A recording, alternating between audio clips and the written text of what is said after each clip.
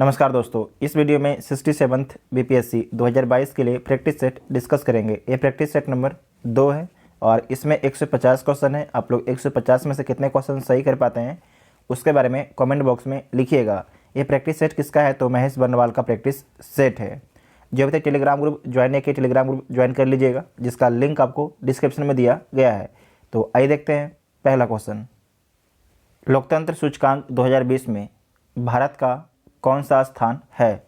लोकतंत्र सूचकांक 2020 में जो है भारत को कौन सा स्थान मिला है? तो 53वां स्थान मिला है। कितने देशों में? तो 167 देशों में। पहला स्थान किसे मिला है? तो पहला स्थान नॉर्वे को मिला है। तो बी इसका राइट आंसर होगा। नेक्स्ट है कि WTO के महानिर्देशक कौन है? विश्व व्यापार संगठन के महानिर्देशक कौन है? तो नगोजी ओकोंजो-इवेला हैं। कौन है? नगोंजी ओकोंजो-इवेला। तो सी इसका राइट आंसर हो जाएगा। सी इसका राइट आंसर हो जाएगा। आपको याद रखना है कि जो नगोंजी ओकोंजो-इवेला हैं ये किस देश के, ये पूछा जा सकता है आपसे। तो नाइजीरिया के। किस देश के? नाइजीरिया के। साथ ही आपको याद रखना है कि WTO, तो WTO की स्थापना कब हुआ है? जो WTO है इसकी स्थापना 1 जनवरी 1995 को हुआ है। 1 जनवरी 1995 को हुआ है। और इसका हेडक्वार्टर कहाँ पर है? तो जिनेवा स्विट्जरलैंड में इसका हेडक्वार्टर है। इतना आपको याद रखना है। नेक्स्ट है कि अनफिनिश्ड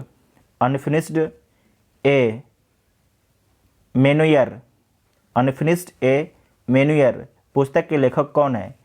ये पुस्तक लिखा गया है किसके द्वारा? तो प्रियंका चोपड़ा के द्वारा ये पुस्तक लिखा गया है। प्रियंका चोपड़ा जोन्स के द्वारा। ठीक है, तो ए इसका राइट आंसर हो जाएगा। साथ ही आपको याद रखना है कि अनुपम खेर की एक पुस्तक है, उस पुस्तक का नाम क्या है? Your best day is today. फिर से बोलते हैं, your best day is today. साथ ही आपको याद रखना है कि जो पवन सी लाल हैं इनके द्वारा कौन सा बुक लिखा गया है? तो yes man the untold story of Raja Kapoor. फिर से बोलते हैं, yes man the untold story of Raja Kapoor. उसके बाद है कि अय्यर परमेश्वरम, इनके द्वारा कौन सा बुक लिखा गया है? तो इनके द्वारा लिखा गया है मेथड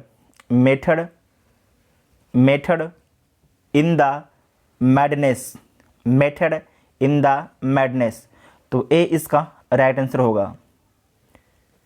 नेक्स्ट है कि हाल ही में किस भारतीय क्रिकेटर को अंतर्राष्ट्रीय क्रिकेट परिषद ICC के हॉल ऑफ फेम में शामिल किया गया है? तो किसे शामिल किया गया है? ये शामिल किया गया है बेनू मार्कंड को। किसे? बेनू मार्कंड को। तो सी इसका राइट आंसर हो जाएगा। अभी तक जो है भारत के कितने खिलाड़ी को जो है हॉल ऑफ फेम में शामिल किया गया है? तो 7 खिलाड़ी को शामिल किया गया है। किसे किसे शामिल किया गया है इसे नोट कीजिएगा। पहला तो आपका है बेनू मार्कंड है, पहला हो गया। दूसरा आपका है बिशन सिंह बेदी। दूसरा कौन है? बिशन सिंह बेदी हैं। तीसरा कौन है? अनिल कुंबले हैं। कौन है? अनिल कुंबले हैं। चौथा आपका है राहुल द्रविड़। पांचवा कपिल देव। छठा सुनील गावस्कर। और सातवां सचिन तेंदुलकर, क्रिकेट का भगवान। नेक्स्ट है कि ओबेरी मुसेबेनी हाल ही में किस देश के राष्ट्रपति बने हैं? तो किस देश के राष्ट्रपति बने हैं? युगांडा के। कहाँ के? युगांडा के। तो सी इसका राइट आंसर होगा। नेक्स्ट है कि निम्नलिखित में से किस व्यक्ति को अंग्रेजी भाषा के लिए साहित्य अकादमी पुरस्कार 2020 से सम्मानित किया गया है? ये बहुत ही अच्छा क्वेश्चन है। निम्नलिखित में से जो है किस व्यक्ति को अंग्रेजी भाषा के लिए साहित्य अकादमी पुरस्कार 2020 से सम्मानित किया गया है? तो अरुंधति सुब्रमण्यम को सम्मानित किया गया है। और किस बुक के लिए? तो when God is a traveller के लिए। तो ए इसका राइट आंसर हो जाएगा। साथ ही आपको याद रखना है कि हिंदी भाषा के लिए जो है साहित्य अकादमी पुरस्कार 2020 किसे दिया गया है? इसे नोट कीजिएगा। ये दिया गया है अनामिका को। किसे दिया गया है? अनामिका को दिया गया है। और किस बुक के लिए? तो टोकरी में दिंगत थेरी गाथा के लिए। तो ए इसका राइट आंसर होगा। नेक्स्ट है कि हाल ही में लक्ष्मी नंदन बोरा का निधन हुआ। वह किस क्षेत्र से संबंधित व्यक्ति हैं? तो इनका जो संबंध है साहित्य से, इनका संबंध है साहित्य से, ठीक है। तो ए इसका राइट आंसर हो जाएगा। आपको याद रखना है कि असम के जो है ये प्रसिद्ध साहित्यकार थे, तो जो ए ऑप्शन होगा ये सही होगा। नेक्स्ट है कि Bharat petroleum corporation limited BPCL के वर्तमान अध्यक्ष कौन है? तो वर्तमान में जो बीपीसीएल के अध्यक्ष हैं अरुण कुमार सिंह हैं। कौन है? अरुण कुमार सिंह हैं। तो डी इसका राइट आंसर हो जाएगा। साथ ही आपको याद रखना है कि अरुण कुमार मिश्रा ये कौन है? तो जो अरुण कुमार मिश्रा हैं राष्ट्रीय मानवाधिकार आयोग के अध्यक्ष हैं, राष्ट्रीय मानवाधिकार आयोग के अध्यक्ष हैं। और जो कुलदीप सिंह हैं ये कौन है? तो सीआरपीएफ के महानिदेशक हैं, सीआरपीएफ के महानिर्देशक हैं। उसके बाद है कि यस रमन, जो यस रमन है ये कौन है? तो सिडबी के वर्तमान में अध्यक्ष और सह प्रबंधन निर्देशक हैं, ठीक है। तो इसका राइट आंसर क्या होगा? डी इसका राइट आंसर हो जाएगा। नेक्स्ट है कि सतत विकास लक्ष्य भारत सूचकांक 2020-21 की रिपोर्ट में अंतिम स्थान पर कौन सा राज्य रहा है? बहुत ही अच्छा क्वेश्चन है। सतत विकास लक्ष्य भारत सूचकांक 2020-21 की रिपोर्ट में जो है अंतिम स्थान पर कौन सा राज्य रहता है? तो अंतिम स्थान पर बिहार रहता है। कौन रहता है? अंतिम स्थान पर बिहार रहता है। तो बी इसका राइट आंसर हो जाएगा। अब पहला स्थान किसे मिलता है? तो पहला स्थान केरल को मिलता है। पहला स्थान केरल को मिलता है। साथ ही आपको याद रखना है, अगर पूछा जाएगा कि केंद्र शासित प्रदेश में जो पहला स्थान किसे मिला है, तो चंडीगढ़ को मिला है। सतत विकास लक्ष्य भारत सूचकांक 2020-21 की रिपोर्ट किसके द्वारा जारी किया गया है? तो नीति आयोग के द्वारा जारी किया गया है। नीति आयोग की स्थापना कब की गई है? तो 1 जनवरी 2015 को नीति आयोग की स्थापना की गई है। नीति आयोग के अध्यक्ष कौन होते हैं? तो भारत के प्रधानमंत्री नीति आयोग के अध्यक्ष होते हैं। और आपको याद रखना है कि नीति आयोग एक थिंक टैंक है। क्या है? एक थिंक टैंक है। इसका कोई वर्णन हमारे संविधान में नहीं किया गया है। नेक्स्ट है कि हाल ही में संपन्न पैसेज, या इसे PASEX बोल सकते हैं, पासेक्स भी बोल सकते हैं, सैन्य अभ्यास किन दो देशों के बीच हुआ है? तो किन दो देशों के बीच में हुआ है? तो भारत और अमेरिका के बीच में हुआ है। भारत और अमेरिका के बीच में हुआ है PASEX सैन्य अभ्यास। तो बी इसका राइट आंसर हो जाएगा। भारत और फ्रांस के बीच में कौन सा अभ्यास होता है? एक तो नोट कीजिएगा, बरून होता है। भारत और रूस के बीच में कौन होता है? इंद्र होता है। कौन होता है? इंद्र होता है। उसके बाद भारत और नेपाल के बीच में कौन होता है? तो सूर्य किरण। कौन होता है? सूर्य किरण। अभी हाल ही में उत्तराखंड में इसका आयोजन किया गया था। तो बी इसका राइट आंसर हो जाएगा। और आपको याद रखना है कि जो युद्ध अभ्यास है, युद्ध अभ्यास ये भी होता है भारत और अमेरिका के बीच में। नेक्स्ट है कि सिग्मो महोत्सव 2021 कहाँ संपन्न हुआ? सिग्मो महोत्सव 2021 आपके कहाँ पर संपन्न हुआ था?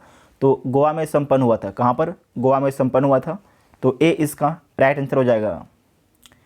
नेक्स्ट है कि SUPACE पोर्टल किसने जारी किया है? SUPACE पोर्टल जो किसके द्वारा जारी किया गया है? तो जारी किया गया है सर्वोच्च न्यायालय के द्वारा जारी किया गया है।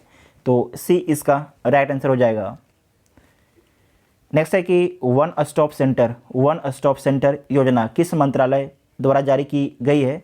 तो जो वन स्टॉप सेंटर योजना जो है यह जारी किया गया है महिला एवं बाल विकास मंत्रालय के द्वारा। बहुत ही अच्छा क्वेश्चन है, ये लगातार चर्चा में बना भी रहता है कि वन स्टॉप सेंटर योजना जो है किस मंत्रालय द्वारा जारी की गई? तो महिला एवं बाल विकास मंत्रालय के द्वारा जारी किया गया। तो सी इसका राइट आंसर हो जाएगा। इसका उद्देश्य क्या होता है? कि किसी भी प्रकार की हिंसा से प्रभावित महिलाओं की सहायता प्रदान करना इसका उद्देश्य होता है। नेक्स्ट है कि सहतूत बांध के निर्माण के लिए किन दो देशों के बीच समझौता ज्ञापन पर सिग्नेचर हुआ है? बहुत ही अच्छा क्वेश्चन है कि सहतूत बांध के लिए किन दो देशों के बीच जो है समझौता ज्ञापन पर सिग्नेचर हुआ है? तो भारत और अफगानिस्तान के बीच में हुआ था, जब अफगानिस्तान में लोकतंत्र की सरकार थी तब, ठीक है। तो डी इसका राइट आंसर हो जाएगा। अच्छा, वर्तमान में अफगानिस्तान में जो है अफगानिस्तान के प्रधानमंत्री कौन है? आप सभी लोग कमेंट करके बताइएगा। नेक्स्ट है कि वैश्विक ऊर्जा संक्रमण सूचकांक 2021 कौन सी संस्था द्वारा जारी किया जाता है? अच्छा क्वेश्चन है कि वैश्विक ऊर्जा संक्रमण सूचकांक 2021 कौन सी संस्था द्वारा जारी किया जाता है? तो जारी किया जाता है वर्ल्ड इकोनॉमिक फोरम के द्वारा, वर्ल्ड इकोनॉमिक फोरम के द्वारा। तो ए इसका राइट आंसर हो जाएगा। आपको याद रखना है कि जो भी ranking world economic forum, world bank, IMF अगर जारी करता है तो इन सभी को ध्यान में रखिएगा, क्योंकि इन सभी के बारे में एग्जाम में क्वेश्चन पूछा जाता है। ठीक है, साथ ही आपको याद रखना है इसमें कि जो वैश्विक ऊर्जा संक्रमण सूचकांक 2021 है, इसमें पहला स्थान किस देश को मिलता है? तो इसमें जो पहला स्थान मिलता है, नॉर्वे को पहला स्थान मिलता है। इसमें नॉर्वे को पहला स्थान मिलता है। इसमें भारत को कौन सा स्थान मिलता है? तो भारत को 87वां स्थान मिलता है। भारत को 87वां स्थान मिलता है। साथ ही आपको याद रखना कि वर्ल्ड इकोनॉमिक फोरम जो है एक गैर लाभकारी संस्था है और इसका हेडक्वार्टर कहाँ पर है? तो इसका हेडक्वार्टर कहाँ पर है? जिनेवा में इसका हेडक्वार्टर है, जिनेवा, स्विट्जरलैंड। नेक्स्ट है कि G20 शिखर सम्मेलन 2023 का 18वां सम्मेलन कहाँ आयोजित किया जाएगा? बहुत ही अच्छा क्वेश्चन है कि G20 शिखर सम्मेलन 2023 का 18वां सम्मेलन कहाँ पर आयोजित किया जाएगा? तो कहाँ पर आयोजित किया जाएगा? तो अपना देश भारत में, अपना देश भारत में। तो बी इसका राइट आंसर हो जाएगा। इसमें आपको याद रखना है कि जो G20 का 2021 का जो भी सम्मेलन हुआ, ये कहाँ पर होता है? तो इटली में होता है। कहाँ पर होता है? इटली में होता है। और 2023 में कहाँ पर होगा? तो अपना देश भारत में होगा। तो बी इसका राइट आंसर होगा। साथ ही आपको याद रखना है, इसमें आपको याद रखना है कि G20 में कितने देश हैं? तो G20 में आपके 19 देश और एक यूरोपियन यूनियन है। कितने? 19 देश है और एक यूरोपियन यूनियन है। और जो G20 है, इसका गठन कब किया गया था? तो सितंबर 1999 में इसका गठन किया गया था। सितंबर 1999 में इसका गठन किया गया था। इतना आपको याद रखना है। नेक्स्ट है कि अंतर्राष्ट्रीय वन दिवस 2021 का विषय या थीम था। तो क्या इसका थीम था? तो सबसे पहले तो याद रखिए कि अंतर्राष्ट्रीय वन दिवस मनाया कब जाता है? तो 21 मार्च को मनाया जाता है।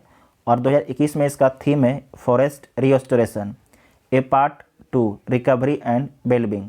तो डी इसका राइट आंसर हो जाएगा।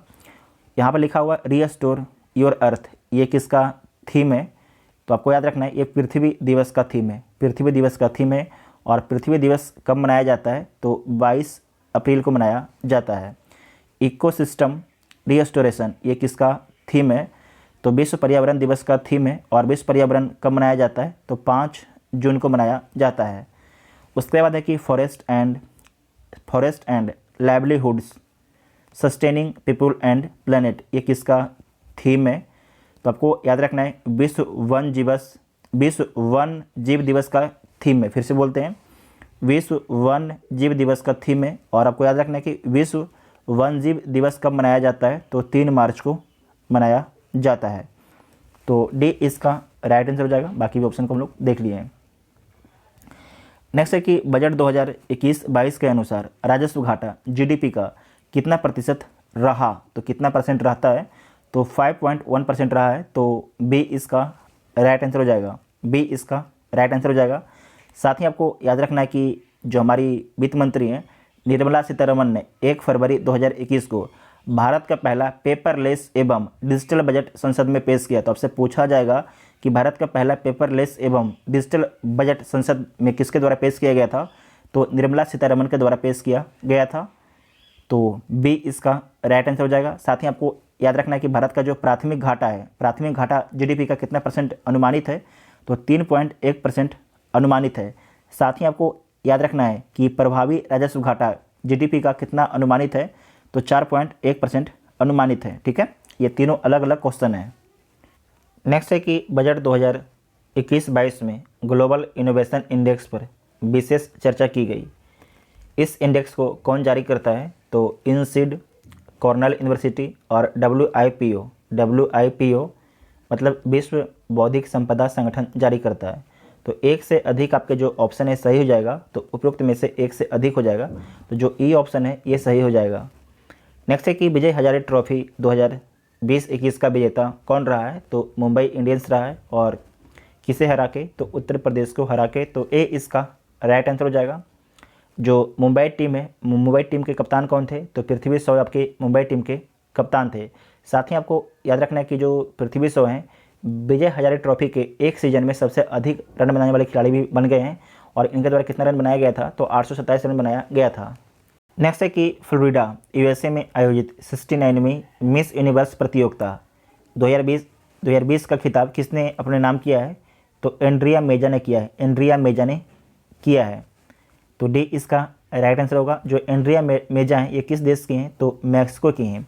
आपको याद रखना है अब 70वीं जो है मिस यूनिवर्स प्रतियोगिता 2021 का आयोजन कहाँ पर किया गया था, तो इजराइल में किया गया था। कहाँ पर, इजराइल में किया गया था। और इसकी विजेता कौन रहती हैं, 70वीं मिस यूनिवर्स प्रतियोगिता की, तो आपको नोट करना है भारत की हरनाज कौर संधू। कौन है, भारत की जो है हरनाज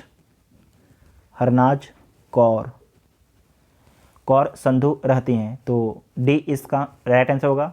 आपको याद रखना है कि ये भारत की तीसरी जो महिला हैं जिनके द्वारा मिस यूनिवर्स प्रतियोगिता खिताब जीता गया। इसका पहले 2 और महिला के द्वारा जो है मिस यूनिवर्स प्रतियोगिता खिताब जीता गया है। तो उन 2 महिला का नाम क्या है, उनके बारे में कमेंट बॉक्स में आप सभी लोग लिखिएगा।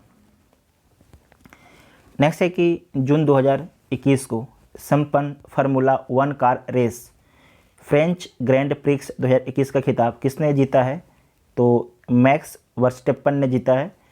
तो सी इसका राइट आंसर हो जाएगा। मैक्स वर्स्टेपन ने जीता है, तो सी इसका राइट आंसर होगा। नेक्स्ट है कि जुलाई 2021 में विश्व का पहला 3D printed steel foot bridge जनता के लिए कहाँ पर खोला गया है, तो एम्स्टर्डम नीदरलैंड में खोला गया है। तो सी इसका राइट आंसर हो जाएगा।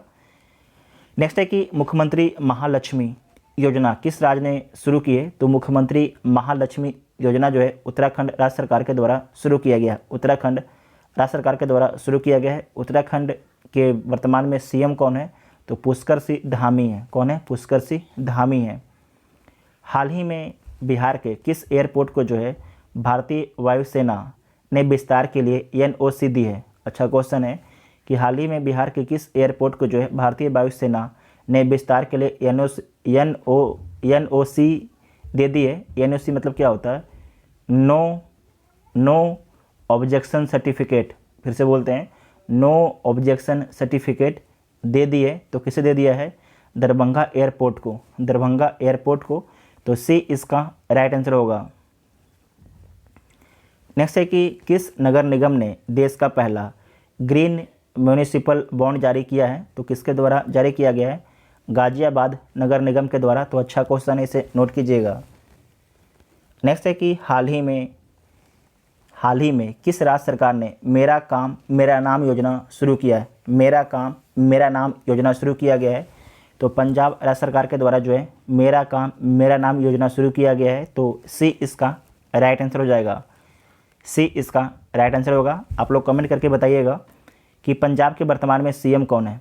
आप सभी लोग जानते होंगे कौन है, तो चन्नी साहब हैं। कौन है, चन्नी साहब।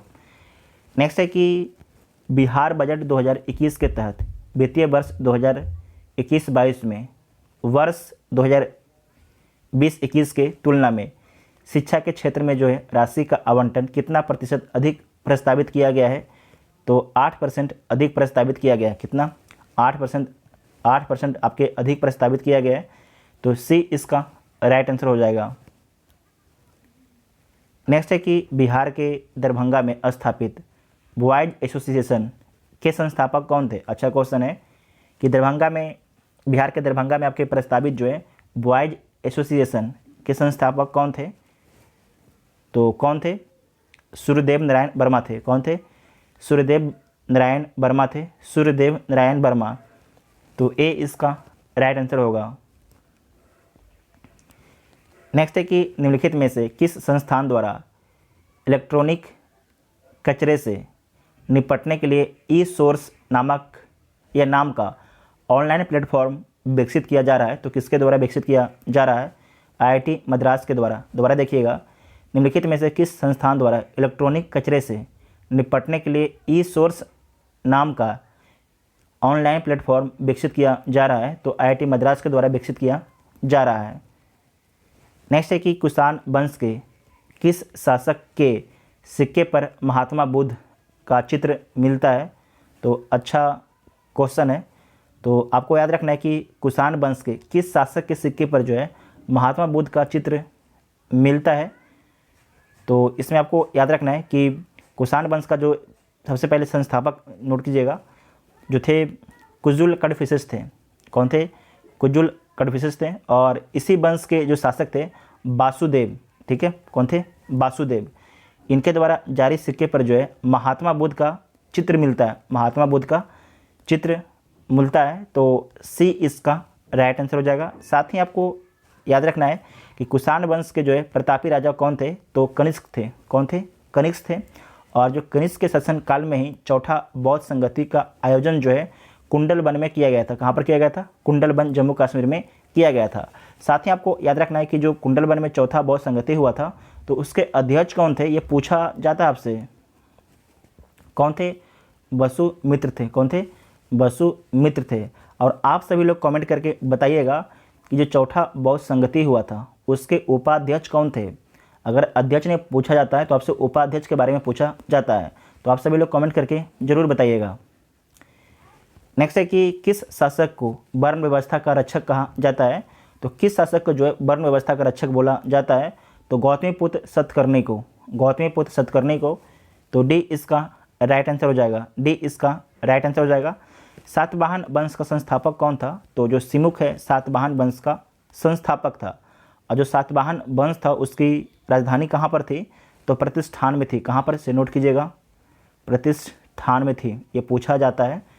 तो डी इसका राइट आंसर हो जाएगा। और साथ ही आपको याद रखना है कि ब्राह्मणों को भूमि अनुदान देने की प्रथा का आरंभ जो है सर्वप्रथम किसके द्वारा शुरू किया गया था? तो सातवाहनों के द्वारा ही शुरू किया गया था। नेक्स्ट है कि प्रथम दिल्ली दरबार कब आयोजित किया गया था? तो 1877 को। इस समय वायसराय भारत के कौन थे? तो लॉर्ड लिटन थे।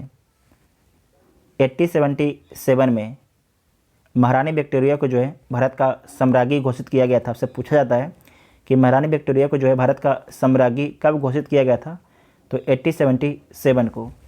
उसके बाद आपको याद रखना है कि ये तो प्रथम दिल्ली दरबार था। उसके बाद द्वितीय दिल्ली दरबार का आयोजन कब किया गया था? तो 1903 में किया गया था। और इस समय भारत के वायसराय कौन थे? तो लॉर्ड कर्जन थे। उसके बाद है तृतीय दिल्ली दरबार कब होता है? तो 1911 में होता है। और इस समय भारत के वायसराय कौन थे? तो लॉर्ड हार्डिंग थे। कौन थे? लॉर्ड हार्डिंग थे। इतना आपको याद रखना है। तो इसका राइट आंसर क्या होगा? ए इसका राइट आंसर होगा। नेक्स्ट है कि रानी विक्टोरिया द्वारा कैसर ए हिंद की उपाधि ग्रहण करने के समय वायसराय कौन था? तो लॉर्ड लिटन था। जो लॉर्ड लिटन है इसका शासनकाल कब से कब तक रहता है? तो 1876 से 1880 तक रहता है। जो लॉर्ड लिटन है इसी के शासनकाल में जो है वर्नाकुलर प्रेस एक्ट आता है। और कब आता है? तो 1878 में आता है। जो वर्नाकुलर प्रेस एक्ट है इसे समाप्त कब किया जाता है? तो 1882 में समाप्त किया जाता है। किसके द्वारा? तो लॉर्ड रिपन के द्वारा समाप्त किया जाता है। तो इतना आपको याद रखना है। तो बी इसका राइट आंसर हो जाएगा। नेक्स्ट है कि निम्नलिखित में से कौन सा युग्म सम्मिलित नहीं है? मतलब इसमें से कौन सा जो युग्म है सम्मिलित नहीं है? तो भारत परिषद अधिनियम। ये भारत परिषद जो अधिनियम है 1861 में आया था। इसे आप लोग जरूर चेक कीजिएगा इस क्वेश्चन को। चार्टर अधिनियम 1813, तो ये तो सही है। पिट्स इंडिया एक्ट 1772 नहीं 1784, 1772 नहीं 1784। उसके बाद है कि भारत सरकार अधिनियम 1935। तो इसमें ए सी डी तीन को गलत है जबकि बी आपके सही है। तो इसका उत्तर जो है ई होना चाहिए। इसे आप लोग इस क्वेश्चन को जरूर चेक कीजिएगा। इस क्वेश्चन को आप सभी लोग भी चेक कीजिएगा, ठीक है। नेक्स्ट है कि इतिहास को 3 भागों में बांटने का श्रेय किसे दिया जाता है? तो इतिहास को 3 भागों में बांटने का श्रेय जो है किसे दिया जाता है? तो क्रिस्टोफ सेलियरस को। क्रिस्टोफ सेलियरस को, ठीक है। तो ए इसका राइट आंसर हो जाएगा। नेक्स्ट है कि धर्म ग्रंथों में संहिता किसे कहा जाता है? तो धर्म ग्रंथों में जो है संहिता किसे बोला जाता है? तो धर्म ग्रंथ में जो है संहिता बोला जाता है ऋग्वेद को, यजुर्वेद को, सामवेद को और अथर्ववेद को। तो चारों को बोला जाता है। तो एक से अधिक इसका राइट आंसर हो जाएगा। एक से अधिक इसका राइट आंसर होगा। तो जो ई ऑप्शन होगा ये सही हो जाएगा। नेक्स्ट है कि ऋग्वेद के परिच्छेदों में प्रयुक्त शब्द अधन्या का संबंध किससे है? जो अधन्या शब्द है इसका प्रयोग गाय से, इसका संबंध जो है गाय से है। और अधन्या का अर्थ क्या होता है? तो इसका अर्थ होता है ना मारे जाने योग्य। क्या होता है? ना मारे जाने योग्य, मतलब कि जो गाय है इसकी हत्या नहीं की जा सकती थी। तो सी इसका राइट आंसर हो जाएगा। साथ ही आपको याद रखना कि ऋग्वेद में जो है कुल कितने मंडल थे? तो ऋग्वेद में 10 मंडल थे। अगर आपसे पूछता है कि कितने सूक्त थे तो 1028 आपके सूक्त थे। यहाँ पर हम लिख देते हैं सूक्त। साथ ही आपको याद रखना कि ऋचाएँ कितनी थी? तो 10,462 ऋग्वेद में आपकी ऋचाएँ थी। तो इतना आपको याद रखना है। और साथ ही आपको याद रखना है कि जो ऋग्वेद के 10वें मंडल है उसमें जो है चतुर्स वर्ण समाज का वर्णन मिलता है। ऋग्वेद में भगवान इंद्र के लिए जो है 250 भगवान इंद्र के लिए जो है 250 ऋचाओं की रचना की गई है। इतना आपको याद रखना है। तो सी इसका राइट आंसर हो जाएगा। नेक्स्ट है कि दिल्ली को सल्तनत की राजधानी के रूप में किसने स्थापित किया था? तो दिल्ली को जो है सल्तनत की राजधानी के रूप में किसके द्वारा स्थापित किया गया था? तो इल्तुतमिश के द्वारा स्थापित किया गया था। तो सी इसका राइट आंसर हो जाएगा। सी इसका राइट आंसर हो जाएगा। साथ ही आपको याद रखना है कि इल्तुतमिश ने ही भारत में सल्तनत काल में सर्वप्रथम शुद्ध अरबी सिक्के चलवाए थे। तो सी ऑप्शन इसका राइट आंसर होगा। जो एक था चालीसा दल, आपको याद होगा चालीसा दल का जो निर्माण है किसके द्वारा किया गया था? तो इल्तुतमिश के द्वारा ही चालीसा दल का निर्माण किया गया था। जो चालीसा दल था उसमें 40 लोग थे, उसे समाप्त किसके द्वारा किया गया था? तो बलबन के द्वारा उसे समाप्त किया गया था। नेक्स्ट है कि भारत के किस गवर्नर जनरल ने ठगों के दमन के लिए कप्तान सिलीमैन को भेजा था? बहुत ही अच्छा क्वेश्चन है, ये बीपीएससी का पूछा हुआ सवाल है कि भारत के किस गवर्नर जनरल ने ठगों के दमन के लिए कप्तान सिलीमैन को भेजा था? तो लॉर्ड विलियम बेंटिंग ने भेजा था। तो सी इसका राइट आंसर हो जाएगा। सी इसका राइट आंसर होगा। साथ ही आपको याद रखना कि सती प्रथा को कब समाप्त किया गया था? सती प्रथा को तो 1829 को समाप्त किया गया था। कब समाप्त किया गया था? 1829 को जो है सती प्रथा को समाप्त किया गया था। और किसके प्रयासों से? तो राजा राम मोहन राय के प्रयासों से। और किसके शासन काल में? तो लॉर्ड विलियम बेंटिंग के शासन काल में। इतना आपको याद रखना है। नेक्स्ट है कि शराबबंदी अभियान किस स्वतंत्रता सेनानी द्वारा शुरू किया गया था? तो शुरू किया गया था सरदार वल्लभ भाई पटेल के द्वारा। तो सी इसका राइट आंसर हो जाएगा। जो सरदार वल्लभ भाई पटेल हैं उनको भारत के लौह पुरुष के नाम से भी जाना जाता है। गुलामगिरी पुस्तक के लेखक कौन है? गुलामगिरी जो पुस्तक है किसके द्वारा लिखा गया है? तो ज्योतिबा फुले के द्वारा लिखा गया है। ज्योतिबा फुले के द्वारा। तो सी इसका राइट आंसर हो जाएगा। साथ ही आपको याद रखना है कि सत्यशोधक समाज का गठन जो है किसके द्वारा किया गया है? तो ज्योतिबा फुले के द्वारा किया गया है। और कब किया गया है? 1873 में किया गया है। नेक्स्ट है कि वर्ष 1857 के स्वतंत्रता संग्राम का आरंभ पीर अली ने किस जगह से प्रारंभ किया था? तो कहाँ से किया था? गुरहट्टा से किया था। कहाँ से? गुरहट्टा से। तो ए इसका राइट आंसर हो जाएगा, गुरहट्टा से। तो आपको याद रखना है कि जो पटना सिटी के एक गुरहट्टा मोहल्ला है तो वहाँ से किया था। तो ए इसका राइट आंसर होगा। नेक्स्ट है कि मानव बलि प्रथा को निषेध करने के कारण अंग्रेजों के विरुद्ध किस जनजाति ने विद्रोह किया था? तो खोंड जनजाति ने विद्रोह किया था। तो बी इसका राइट आंसर हो जाएगा। नेक्स्ट है कि निम्नलिखित में से कौन सा उपन्यास भारत के स्वतंत्रता सेनानियों के लिए प्रेरणा का स्रोत था? तो कौन था? इसमें पहला है सबसे पहले आनंद मठ। कौन है? आनंद मठ। जो आनंद मठ है ये किसके द्वारा लिखा गया था? तो बंकिम चंद्र चट्टोपाध्याय के द्वारा।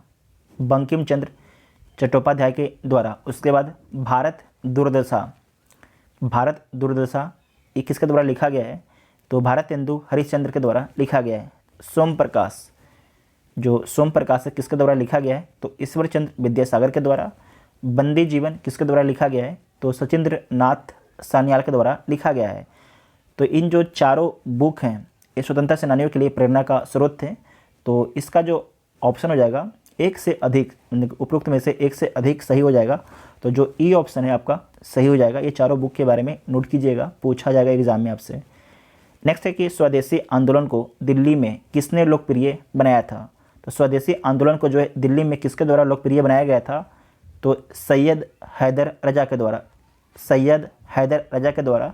तो डी इसका राइट आंसर हो जाएगा, डी इसका राइट आंसर हो जाएगा।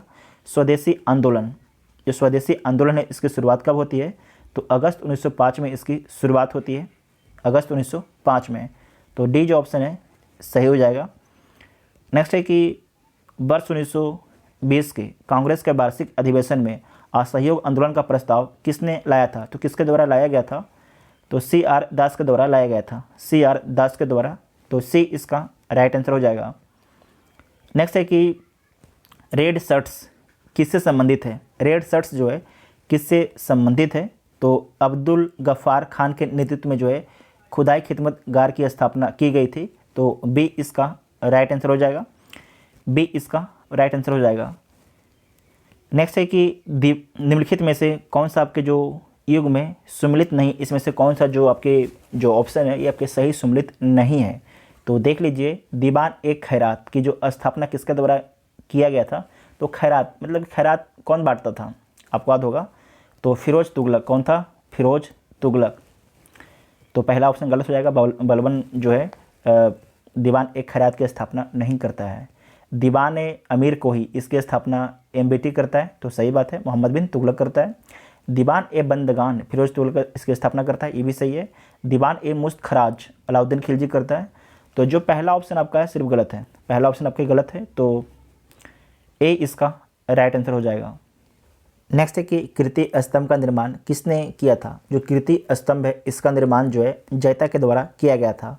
और इसका निर्माण किसके द्वारा करवाया गया था, तो मेवाड़ के राजा राणा कुंभा के द्वारा इसका निर्माण करवाया गया था। और इसका निर्माण किस लिए करवाया गया था, तो मालवा विजय के उपलक्ष्य में ही जो है जैता के द्वारा कीर्ति स्तंभ का निर्माण करवाया गया था।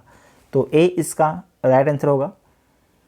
नेक्स्ट है कि सल्तनत काल में ऊंचे धार्मिक और न्यायिक पदों पर बैठे व्यक्तियों को सामूहिक रूप से क्या कहा जाता था, तो क्या बोला जाता था, तो दस्तार बंदान बोला जाता था, दस्तार वंदान बोला जाता था।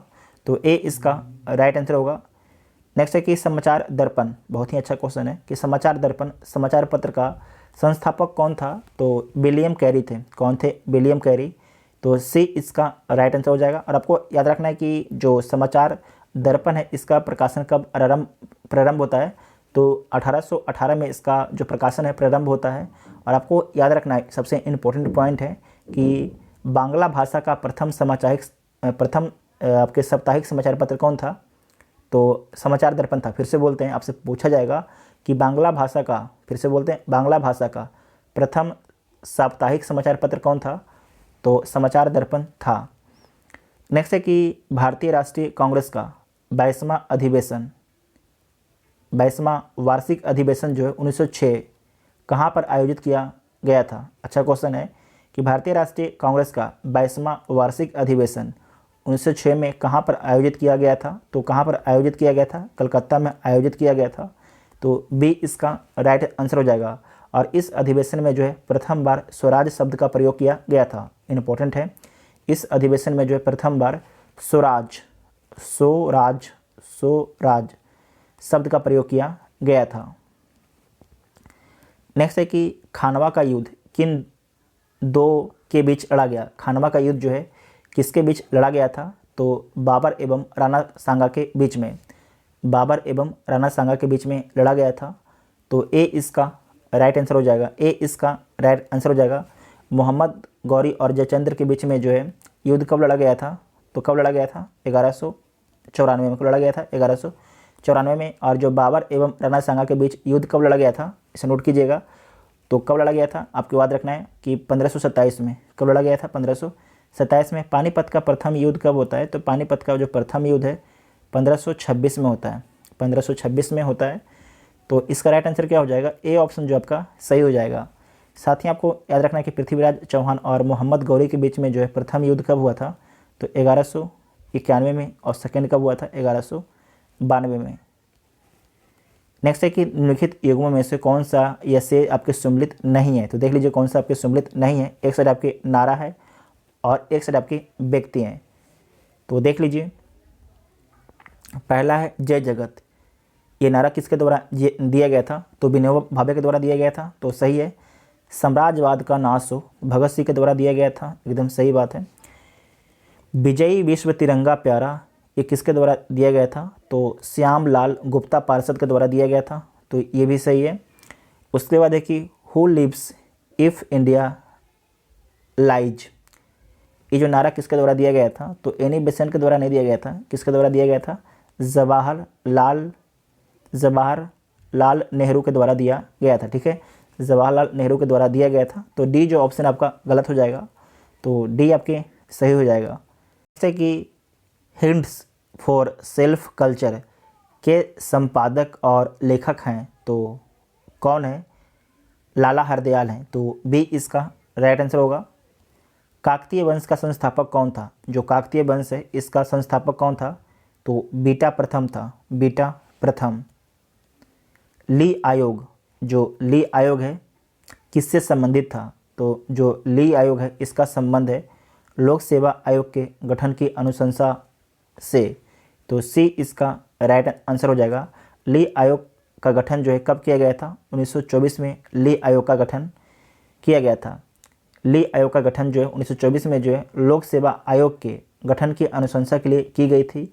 और इस आयोग का अध्यक्ष कौन थे? तो लॉर्ड ली थे। कौन थे? लॉर्ड ली थे। तथा उस समय जो है गवर्नर जनरल कौन थे? तो लॉर्ड रीडिंग थे। बहुत ही अच्छा क्वेश्चन है। उस समय गवर्नर जनरल कौन थे? तो लॉर्ड रीडिंग थे। और इसी आयोग की अनुशंसा पर जो है लोक सेवा आयोग का गठन किया गया था। और लोक सेवा आयोग का गठन कब किया गया था? तो 1926 में जो है लोक सेवा आयोग का गठन किया गया था। तो सारे के सारे पॉइंट आपके इम्पोर्टेंट थे आपके एग्ज़ाम के लिए। नेक्स्ट है कि एक वस्तु एक समान वृत्तीय गति से चल रही है। एक वस्तु जो है एक समान वृत्तीय गति से चल रही है। निम्नलिखित में से कौन सी जो है भौतिक राशि अस्थिर या नियत रहेगी? अस्थिर या नियत रहेगी, तो कौन रहेगी? केवल आपके चाल। केवल क्या? आपके चाल। तो सी इसका राइट आंसर हो जाएगा। इसमें आपको याद रखना कि एक समान वृत्तीय गति में जो है वेग और त्वरण अस्थिर नहीं होता है। ठीक है, क्या होता है कि एक जो समान आपकी वृत्तीय गति होता है उसमें वेग और जो त्वरण होता है अस्थिर नहीं होता है, क्योंकि इसकी दिशा जो है लगातार क्या होती है? बदलती रहती है। वेग और त्वरण जो है एक सदिश राशि है। क्या होता है? एक आपके जो वेग और त्वरण होता है, कहाँ पर वेग और त्वरण है? ये क्या है? एक सदिश राशि है। एक समान वृत्तीय गति पर जो है इसकी दिशा तो हमेशा बदलती रहेगी, किंतु परिमाण अस्थिर रहेगा। चाल एक अदिश राशि है, अतः यह जो है वस्तु के एक समान वृत्तीय गति के दौरान आपके अस्थिर रहेगा। तो सी इसका राइट आंसर हो जाएगा। नेक्स्ट है कि बिहार में भूमिज विद्रोह का नेतृत्वकर्ता कौन थी? बिहार में जो है भूमिज विद्रोह का नेतृत्वकर्ता कौन थी? तो गंगा नारायण थे। कौन थे? गंगा नारायण थे। तो सी इसका राइट आंसर हो जाएगा। सी इसका राइट आंसर हो जाएगा। साथ ही आपको याद रखना है कि जो भागीरथी मांझी खरवार विद्रोह का नेतृत्व किया था। ये पूछा जाता है कि जो खरवार विद्रोह, यहाँ पर लिख देते हैं खरवार, जो खरवार विद्रोह है इसका नेतृत्व किसके द्वारा किया गया था? तो भागीरथी मांझी के द्वारा किया गया था। तो सी इसका राइट आंसर हो जाएगा। नेक्स्ट है कि बिहार के सारण जिले में किसके नेतृत्व में जो है होम रूल लीग की स्थापना हुई थी? तो तारणी प्रसाद सिन्हा और बजरंग सहाय की नेतृत्व में। तो एक से अधिक आपके जो ऑप्शन है सही हो जाएगा, तो ई ऑप्शन सही हो जाएगा। साथ ही आपको याद रखना है कि अगर आपसे पूछा जाता है कि बिहार में जो है होम रूल लीग की स्थापना किसके द्वारा किया जाता है, तो सबसे पहले जो बिहार में होम रूल लीग की स्थापना जो है 16 दिसंबर 1916 किया जाता है। और किसके नेतृत्व में किया जाता है? तो मौलाना मजरुल हक की अध्यक्षता में। मौलाना मजरुल हक की अध्यक्षता में। अगर आपसे पूछ देता है कि मुजफ्फरपुर में जो है होम रूल लीग की स्थापना किसके द्वारा किया गया था, तो जनकधारी प्रसाद की अध्यक्षता में, ये नेतृत्व में। ठीक है, फिर से बोलते हैं, मुजफ्फरपुर में जो है होम रूल लीग की स्थापना किसके द्वारा या किसके नेतृत्व में होती है? तो जनकधारी प्रसाद के नेतृत्व में, ठीक है। तो जो ऑप्शन इसका ई सही हो जाएगा। नेक्स्ट है कि चंपारण में अंधेरा, चंपारण में अंधेरा नाम लेख का प्रकाशन निम्नलिखित में से किसने किया था। अच्छा क्वेश्चन है कि चंपारण में अंधेरा, चंपारण में अंधेरा नाम लेख का प्रकाशन निम्नलिखित में से किसके द्वारा किया गया था। तो गणेश शंकर विद्यार्थी के द्वारा, गणेश शंकर विद्यार्थी के द्वारा किया गया था। तो सी इसका राइट आंसर हो जाएगा। आपको याद रखना है कि गांधी जी जो है चंपारण आते हैं तो किसके निमंत्रण पर गांधी जी चंपारण का दौरा करते हैं। तो राजकुमार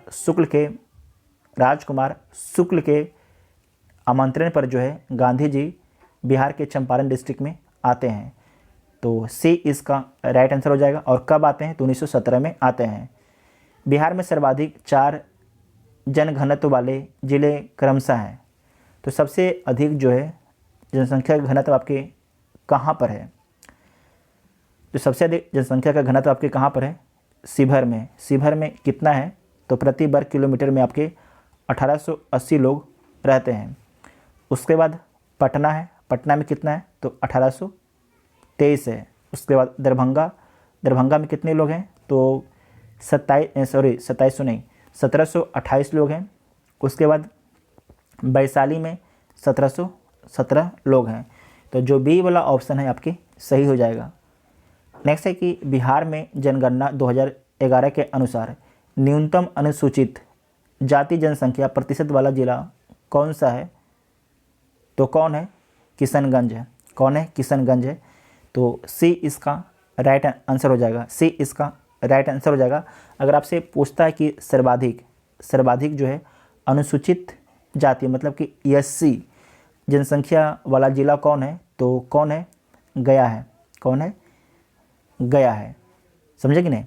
साथ ही आपको याद रखना है कि न्यूनतम अनुसूचित जाति मतलब कि जो एससी की जनसंख्या जो है सबसे कम कहाँ पर है तो शिवहर में है। कहाँ पर है, शिवहर में।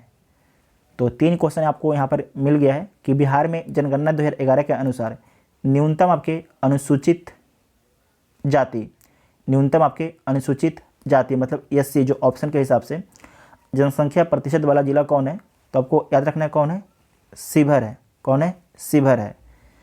तो सी इसका राइट आंसर होगा। और आपको क्या बोला कि न्यूनतम अनुसूचित जाति जनसंख्या वाला जिला, सिर्फ क्या बोला जनसंख्या, यहाँ पर बोला गया है प्रतिशत वाला कौन हो जाएगा, किशनगंज हो जाएगा। और जनसंख्या अधिकतम जनसंख्या कहाँ पर है, गया में है। और न्यूनतम जनसंख्या कहाँ पर है तो शिवहर में। ये तीनों अलग अलग क्वेश्चन है। नेक्स्ट है कि फेल्सफार बिहार के किस जिले में पाया जाता है। तो फेल्सफार जो है बिहार के गया, मुंगेर, जमुई में पाया जाता है। जबकि रोहतास में क्या पाया जाता है तो डोलोमाइट, बॉक्साइट, पायराइट। तो एक से अधिक इसका राइट आंसर हो जाएगा। ये तीनों आपके गया, मुंगेर, जमुई। तो जो ई वाला ऑप्शन है ये आपके सही हो जाएगा। नेक्स्ट है कि हाल ही में बिहार के किस यूनिवर्सिटी के कुलपति को बेस्ट कुलपति का अवार्ड दिया गया है। तो आर्यभट्ट कॉलेज यूनिवर्सिटी को। तो बी इसका राइट आंसर होगा। नेक्स्ट है कि हाल ही में बिहार सरकार ने अपराधियों का डेटाबेस तैयार करने के लिए कौन सा ऐप चलाया है। तो चक्र ऐप को लॉन्च किया गया। किस ऐप को, चक्र ऐप को। तो सी इसका राइट आंसर होगा। हाल ही में बिहार के किस विश्वविद्यालय में वशिष्ठ नारायण सिंह के नाम पर एक रिसर्च सेंटर खोला जाएगा। तो पटना विश्वविद्यालय में। कहाँ पर, पटना विश्वविद्यालय में। तो ए इसका राइट आंसर हो जाएगा। आप लोग वशिष्ठ नारायण सिंह के बारे में जो कुछ जानते हैं उसके बारे में कमेंट बॉक्स में लिखिएगा, ताकि जो नहीं जानते हैं उस कमेंट को पढ़ के कुछ जान सकते हैं उनके बारे में, ठीक है।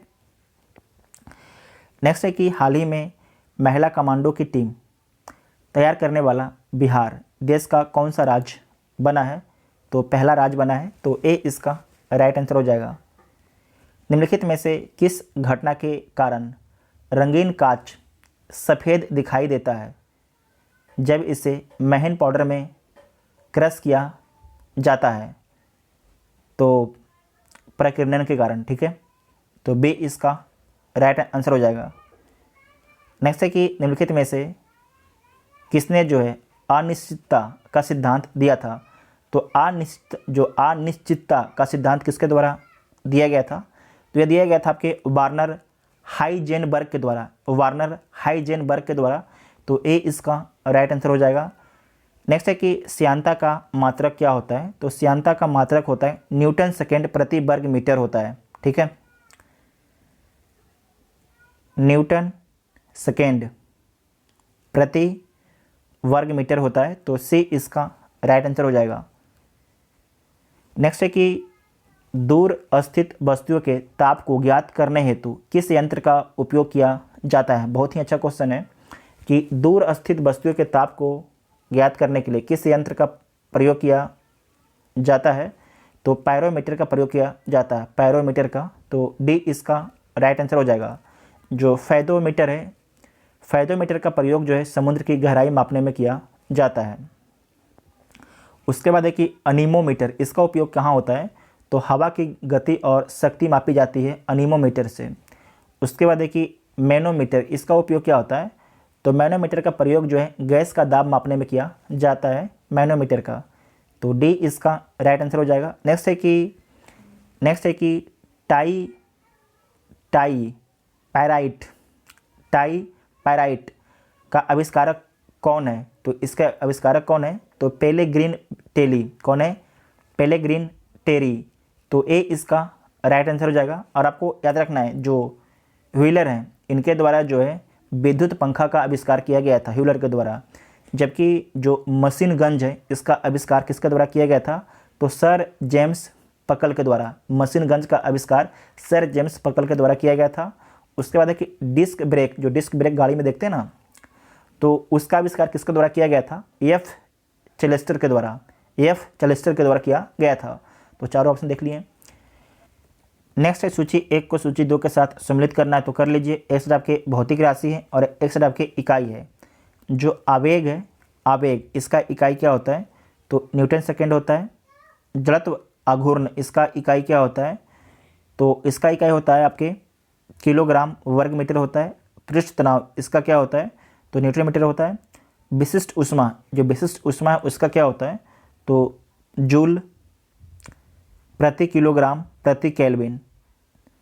तो इसका जो ऑप्शन क्या हो जाएगा, इसका ऑप्शन आपका हो जाएगा 3 4 2 1 3 4 2 1 3 4 2 1। तो डी इसका राइट आंसर हो जाएगा। नेक्स्ट है कि निम्नलिखित में से कौन जो है द्वितीय श्रेणी का उत्तोलक है, तो सरौता, नींबू निचोड़ने की मशीन, ये दोनों है। तो इसका राइट आंसर क्या हो जाएगा, एक से अधिक। तो ई ऑप्शन सही हो जाएगा। नेक्स्ट है कि किसी लोलक की टाइम पीरियड किस पर निर्भर करती है, किसी लोलक की जो है टाइम पीरियड किस पर निर्भर करता है, तो लंबाई के ऊपर निर्भर करती है, लंबाई के ऊपर निर्भर करती है। तो ए इसका राइट आंसर हो जाएगा, ए इसका राइट आंसर हो जाएगा। इसमें आपको याद रखना कि अगर लोलक की लंबाई अगर बढ़ेगी तो जो है समय अवधि क्या हो जाएगा, उसका बढ़ जाएगा। अगर लोलक की लंबाई ज़्यादा हो जाएगा तो उसका समय अवधि भी बढ़ जाएगा। अगर लोलक की लंबाई कम होगा तो उसका समय अवधि भी आपकी कम हो जाएगा। नेक्स्ट है कि यदि किसी द्रव को गर्म किया जाए तो द्रव की श्यानता पर क्या प्रभाव पड़ेगा। तो आपको याद रखना है अगर किसी भी द्रव को गर्म किया जाता है तो उसका श्यानता जो होता है घटता होगा। क्या होता है, उसका श्यानता घटता है। जब आप लोग सब्जी बनाते हैं तो उसमें आप गौर कीजिएगा कि जब वो सब्जी गर्म रहेगा तो पतला रहेगा, क्या रहेगा, पतला रहेगा। जैसे ही वो सब्जी ठंडा हो जाएगा तो आप देखिएगा कि उस सब्जी जो है ना गाढ़ापन आ जाएगा उस सब्जी में, उसका श्यानता क्या होता है, बढ़ जाता है। तो आपको जनरल उदाहरण बताए हैं, तो ए इसका राइट आंसर हो जाएगा। नेक्स्ट है कि आधुनिक आवर्त सारणी के संदर्भ में निम्नलिखित विकल्पों पर आपको विचार करना है। तो आप विकल्प पर विचार कर लीजिए। वर्ग में ऊपर से नीचे आने पर जो है आयन ऊर्जा घटती है। वर्ग में जो है ऊपर से नीचे आने पर जो है जो आयन ऊर्जा घटती है, तो सही बात है। उसके बाद है कि आवर्त में जो है बाएं से दाएं, ठीक है, बाएं से दाएं जाने पर परमाणु का आकार घटता है, तो ये भी सही है। वर्ग में जो है ऊपर से नीचे आने पर इलेक्ट्रॉन प्रवृत्ति घटती है, तो ये भी सही है। आवर्त में जो है बाएं से दाएं जाने पर विद्युत धनात्मकता होता है वो घटती है, तो ये भी सही है। तो सारे के सारे कथन आपके सही है। तो ऑप्शन देख लीजिए, ऑप्शन में कोई भी नहीं है, तो ई ऑप्शन आपका सही हो जाएगा क्योंकि सारे के सारे कथन आपके इसके सही हैं। ठीक है, नेक्स्ट है कि निम्नलिखित कथन एवं कारणों पर आपको विचार करना है, तो विचार कर लीजिए। सोडियम धातु को जो है क्रिसोन में रखा जाता है, सोडियम धातु को जो है क्रिसोन के तेल में रखा जाता है। तो सही बात है कि क्रिसोन के तेल में रखा जाता है। सोडियम धातु जो है अत्यंत सक्रिय होता है, जो वायु से अभिक्रिया कर लेती है, तो सही बात है। तो ए और आर दोनों सही है, और जो आर है ए की सही व्याख्या भी कर रहा है, तो ए ऑप्शन जो है सही हो जाएगा। नेक्स्ट है कि निम्नलिखित कथनों में से कौन सा आपके जो सुमिलित नहीं है, कि सुमिलित है, इसे कौन सुमिलित है, ये पूछ रहा है कि निम्नलिखित में से कौन आपके सुमिलित है। तो देख लीजिए कौन सुमिलित है, निकेल है और अयस्क है। तो जो निकेल होता है उसका अयस्क क्या है, तो जो निकेल है इसका अयस्क है मिलेराइट, ये तो सही है। मरकरी का अयस्क क्या है, तो सिनेबार है, ये भी सही है। थोरियम का अयस्क क्या है, जो थोरियम होता है उसका अयस्क होता है मोनोजाइट, आपको पता भी होगा, मोनोजाइट। देखिए थोड़ा फ़ोन के स्क्रीन पर लिखना थोड़ा टफ काम होता है।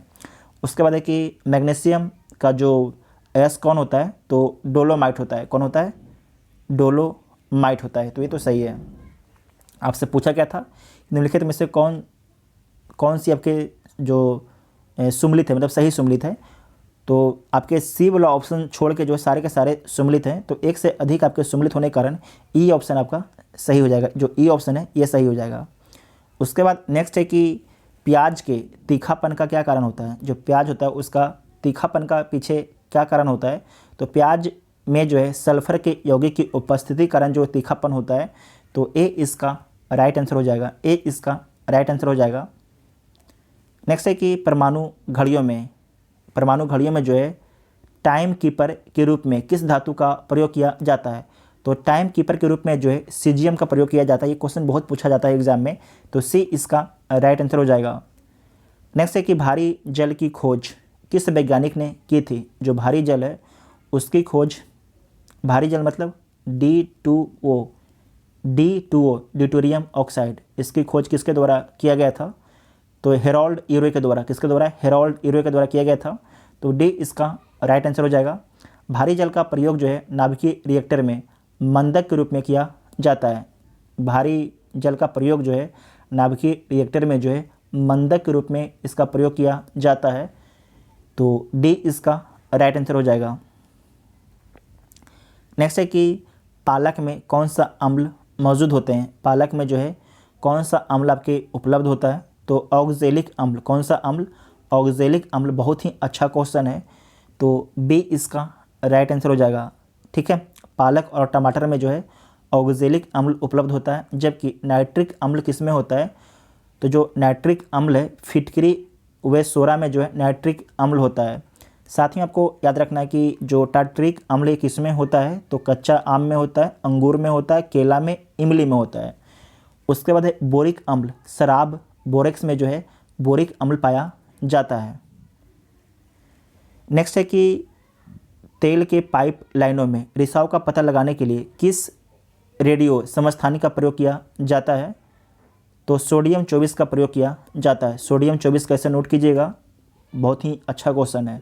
सोडियम 24 का प्रयोग जो है तेल के पाइप लाइनों में रिसाव का पता लगाने के लिए किया जाता है, तो डी इसका राइट आंसर हो जाएगा।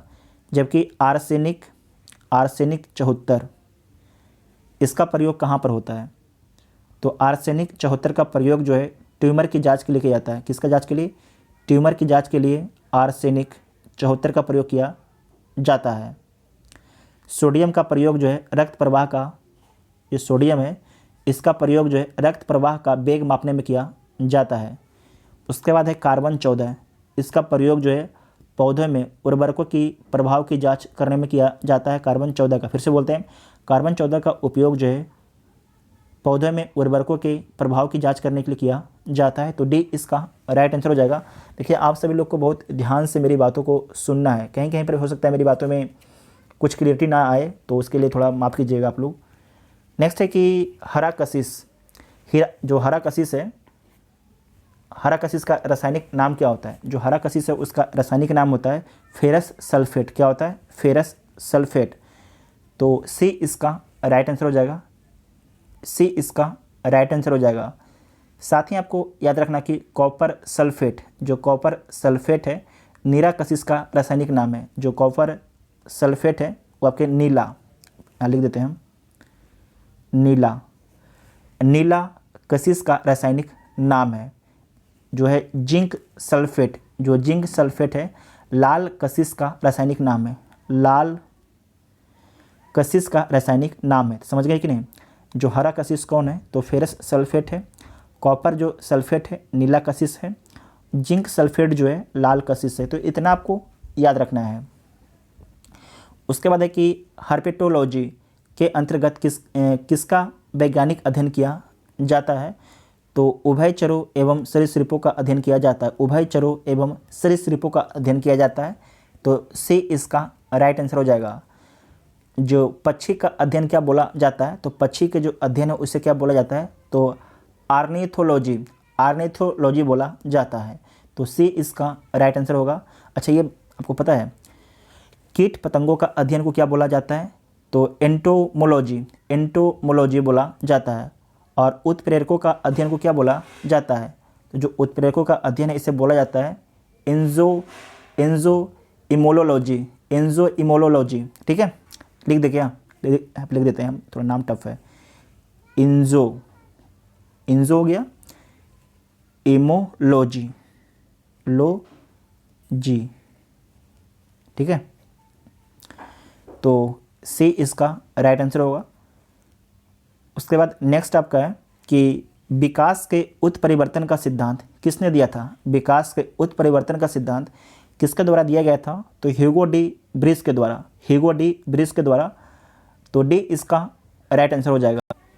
नेक्स्ट है कि मानव शरीर में पाई जाने वाली सबसे छोटी कोशिका कौन सी है, तो सेरिबेलम की ग्रेनुअल सेल है, तो डी इसका राइट आंसर हो जाएगा। साथ ही आपको याद रखना कि मानव शरीर की सबसे बड़ी कोशिका कौन है, तो अंडाणु है। और जबकि जो न्यूरॉन है मानव शरीर की सबसे लंबी कोशिका है। कुछ वैज्ञानिक जो हैं सबसे छोटी कोशिका किसे मानते हैं, तो शुक्राणु को मानते हैं। किसे मानते हैं, शुक्राणु को मानते हैं। तो डी इसका राइट आंसर हो जाएगा। नेक्स्ट है कि विटामिन B7 का रासायनिक नाम क्या होता है, तो विटामिन जो B7 है इसका रासायनिक नाम आपके बायोटीन होता है। क्या होता है, बायोटीन होता है। जबकि विटामिन B1 का रासायनिक नाम क्या होता है, तो थायमिन होता है। उसके बाद है कि विटामिन B2 का रासायनिक नाम क्या होता है, तो राइबोफ्लेविन होता है। उसके बाद आपका है विटामिन B3। विटामिन B3 इसका रासायनिक नाम क्या होता है, तो निकोटिनिक अम्ल होता है। विटामिन B5 का रासायनिक नाम क्या होता है, तो पेंटोथेनिक अम्ल होता है। विटामिन B6 का रासायनिक नाम क्या होता है, तो पैरिडॉक्सिन होता है। पैरिडॉक्सिन होता है। विटामिन B9 इसका रासायनिक नाम क्या होता है, फोलिक अम्ल होता है। क्या होता है, फोलिक अम्ल, जो महिलाओं को खाने के लिए बोला जाता है। उसके बाद है कि विटामिन B12, ये भी बीपीएससी का पूछा हुआ सवाल है, क्या बोला जाता है, तो साइनोकोबालिज्म बोला जाता है। साइनोकोबालिज्म बोला जाता है। तो डी इसका राइट आंसर हो जाएगा। नेक्स्ट है कि निम्नलिखित दिए गए पौधों और उनके खाद्य भाग के युग्मों में से कौन सा सही सम्मिलित नहीं है। इसमें से कौन सा आपके सही सम्मिलित नहीं है, तो देख लीजिए। लहसुन जो है सल्क कंद है, ये तो सही है। आलू स्तंभ कंद है, ये भी सही है। नारियल भूरमपोष है, ये भी सही है। प्याज प्रकंद है, तो गलत बात है। प्याज क्या है, प्याज के जो है मांसल पर्ण खाया जाता है। क्या है, मांसल पर्ण खाया जाता है। तो डी आपके गलत है, तो डी इसका राइट आंसर हो जाएगा। नेक्स्ट है कि निम्नलिखित में से किसमें जो है लाइसोसोम नहीं पाया जाता है। बहुत ही अच्छा क्वेश्चन है। किसमें जो है लाइसोसोम नहीं पाया जाता है, तो पौधे में पाए जाते हैं, पक्षियों मछलियों में पाए जाते हैं। स्तनधारियों के लाल रक्त कणिका में जो है लाइसोसोम नहीं पाया जाता है, तो डी इसका राइट आंसर हो जाएगा। जो लाइसोसोम है इसकी खोज किसके द्वारा किया गया था, ये पूछा जाता है, तो डी डूबे के द्वारा। डी डूबे के द्वारा, तो डी इसका राइट आंसर हो जाएगा। आप ठीक है, थोड़ा मेरा अक्षर लिखने में थोड़ा दिक्कत होता है, फ़ोन पर थोड़ा अक्षर खराब लगेगा देखने, तो उसमें टेंशन मत लीजिएगा कि यार कैसे लिखते हो तुम। नेक्स्ट है कि centre for development of advance computing किस मंत्रालय के अंतर्गत कार्य करता है। अच्छा क्वेश्चन है कि centre for development of advance computing किस मंत्रालय के अंतर्गत आपके काम करता है। सीडैक, जो सीडैक होता है किसके अंतर्गत काम करता है, तो पृथ्वी विज्ञान मंत्रालय के अंतर्गत काम करता है। तो नहीं, पृथ्वी विज्ञान मंत्रालय नहीं, इलेक्ट्रॉनिक एवं सूचना प्रौद्योगिकी मंत्रालय के अंतर्गत काम करता है। ठीक है, इलेक्ट्रॉनिक एवं सूचना प्रौद्योगिकी मंत्रालय का अंतर्गत काम करता है, तो सी इसका राइट आंसर हो जाएगा। नेक्स्ट है कि सिलिकोसिस किस अंग से संबंधित रोग है? सिलिकोसिस किस अंग से संबंधित रोग है? तो फेफड़ा से संबंधित रोग है, फेफड़ा से संबंधित रोग है, तो डी इसका राइट आंसर हो जाएगा। नेक्स्ट है कि पैरिया निम्नलिखित में से किसके द्वारा होता है? जो पैरिया होता है किसके द्वारा होता है? तो परजीवी के द्वारा जो है पैरिया होता है, प्रोटोजोआ के द्वारा। किसके द्वारा? प्रोटोजोआ के द्वारा जो है पैरिया होता है, तो सी इसका राइट आंसर हो जाएगा। इस रोग में होता क्या है? तो मसूड़े से जो होता है रक्त का रिसाव होने लगता है, जो मसूड़ा होता है वहाँ से खून निकलने लगता है, तो सी इसका राइट आंसर हो जाएगा। और साथ ही मुंह से जो है बदबू आता है, जब जो आपका प्रोटोजोआ है अगर आपके मुंह में होता है तो आपका जो मुंह होता है, अगर आप लोग मॉर्निंग में नहीं धोते हैं तो देखते हैं बदबू आता है, क्योंकि मुंह में क्या होता है प्रोटोजोआ जाके बैठ जाता है आपके मसूड़े के आसपास, तो सी इसका राइट आंसर हो जाएगा। नेक्स्ट है कि किस अधिनियम के प्रावधानों को हितैषी निरंकुशतावाद का नाम दिया गया? अच्छा क्वेश्चन है कि किस अधिनियम के प्रावधानों को जो है हितैषी निरंकुशतावाद का नाम दिया गया है? तो भारतीय परिषद अधिनियम 1909 को, भारतीय परिषद अधिनियम 1909 को, तो डी इसका राइट आंसर हो जाएगा। कुछ लोग इस जो ये शब्द है पहली बार सुन रहे होंगे ये क्वेश्चन का, तो आप लोग इसे 2-3 बार होता है रिपीटेशन कर लीजिएगा। किस अधिनियम के प्रावधानों को जो है हितैषी निरंकुशतावाद का नाम दिया गया है? तो भारतीय परिषद अधिनियम 1909 को, तो डी इसका राइट आंसर हो जाएगा। नेक्स्ट है कि किस प्रस्ताव के दौरान राष्ट्रपति के महाभियोग की चर्चा की जा सकती है? तो मूल प्रस्ताव के दौरान, तो सी इसका राइट आंसर हो जाएगा। और आपको याद रखना कि मूल प्रस्ताव की श्रेणी में जो है आपके बहुत से प्रस्ताव आते हैं, तो इसमें नोट कीजिएगा। पहला आपका जो है राष्ट्रपति के अभिभाषण पर धन्यवाद प्रस्ताव, दूसरा है अविश्वास प्रस्ताव, तीसरा है लोकसभा के अध्यक्ष, उपाध्यक्ष या राज्यसभा के निर्वाचन के लिए या हटाने के लिए प्रस्ताव, चौथा आपका है राष्ट्रपति पर महाभियोग लाने का प्रस्ताव, पांचवा है स्थगन प्रस्ताव। ये पांचों जो है आपके क्या हैं? मूल प्रस्ताव के अंतर्गत आते हैं, तो सी इसका राइट आंसर हो जाएगा। नेक्स्ट है कि भारतीय संविधान में प्रस्तावना की भाषा कहाँ से ली गई है? तो भारतीय संविधान में ध्यान से देखिएगा, प्रस्तावना की जो भाषा है ऑस्ट्रेलिया के संविधान से ली गई है। कहाँ से? ऑस्ट्रेलिया के संविधान से ली गई है, तो डी इसका राइट आंसर हो जाएगा। साथ ही आपको याद रखना है कि जो फंडामेंटल राइट है, जो फंडामेंटल राइट है ये कहाँ से लिया गया है? तो यूएसए के संविधान से लिया गया, यूएसए के संविधान से लिया गया है। और डीपीएसपी इसको बोलते हैं राज्य के नीति निर्देशक तत्व, ये कहाँ से लिया गया है? तो आयरलैंड के संविधान से लिया गया है, आयरलैंड के संविधान से लिया गया है। ठीक है, और संविधान में जो प्रस्तावना है ये कहाँ से लिया गया है? तो ये भी आपके यूएसए के संविधान से लिया गया है, तो इतना आपको याद रखना है। नेक्स्ट है कि क्षेत्रीय परिषद का गठन किसके द्वारा किया जाता है? क्षेत्रीय परिषद का गठन किसके द्वारा होता है या किया जाता है? तो आपको याद रखना है राष्ट्रपति के द्वारा किया जाता है, राष्ट्रपति के द्वारा किया जाता है। वर्तमान में भारत में कितने क्षेत्रीय परिषद हैं? तो 5 हैं, और इसकी अध्यक्षता किसके द्वारा किया जाता है? तो केंद्र के जो गृह मंत्री होते हैं उनके द्वारा। तो वर्तमान में केंद्र के गृह मंत्री कौन है? तो अमित शाह हैं। कौन है? अमित शाह, तो ए इसका राइट आंसर हो जाएगा। नेक्स्ट है कि नीति आयोग के बारे में निम्नलिखित में से कौन सा कथन आपके सत्य है? तो देख लीजिए, भारत के प्रधानमंत्री नीति आयोग का पदेन अध्यक्ष होता है, तो होता है। नीति आयोग का उद्देश्य जो होता है सतत विकास लक्ष्यों को प्राप्त करना और देश में सहकारी संघवाद को बढ़ावा देना, तो सही है। नीति आयोग में 8 पूर्णकालिक मेंबर होते हैं, तो 8 पूर्णकालिक मेंबर नहीं होते हैं, 5 आपके पूर्णकालिक मेंबर होते हैं। नीति आयोग का गठन जो है 26 जनवरी 2014 को हुआ था, तो ये गलत है। नीति आयोग का गठन जो है 1 जनवरी 2015 को हुआ था, तो डी वाला भी ऑप्शन गलत है, सी और डी दोनों गलत है। तो एक से अधिक कथन आपका सही है, तो ई ऑप्शन आपका सही हो जाएगा। नेक्स्ट है कि निम्नलिखित में से कौन आपके सही सम्मिलित है? तो भूमि और इमारतों पर कर राज्य सूची का विषय है। भूमि एवं इमारतों पर कर राज्य सूची का विषय है, तो सही बात है। संघ और राज्य के लेख की ऑडिट केंद्र सूची का विषय है, ये भी सही है। मूल नियंत्रण मूल नियंत्रण जो है समवर्ती सूची का विषय है, तो ये भी सही है। आयकर और कृषि पर कर, आयकर और कृषि पर कर ये आपकी केंद्र सरकार का विषय है, तो ये गलत है। ये राज्य सूची का विषय है। जो कृषि पर कर होता है वो राज्य वसूलता है, ना कि केंद्र वसूलता है।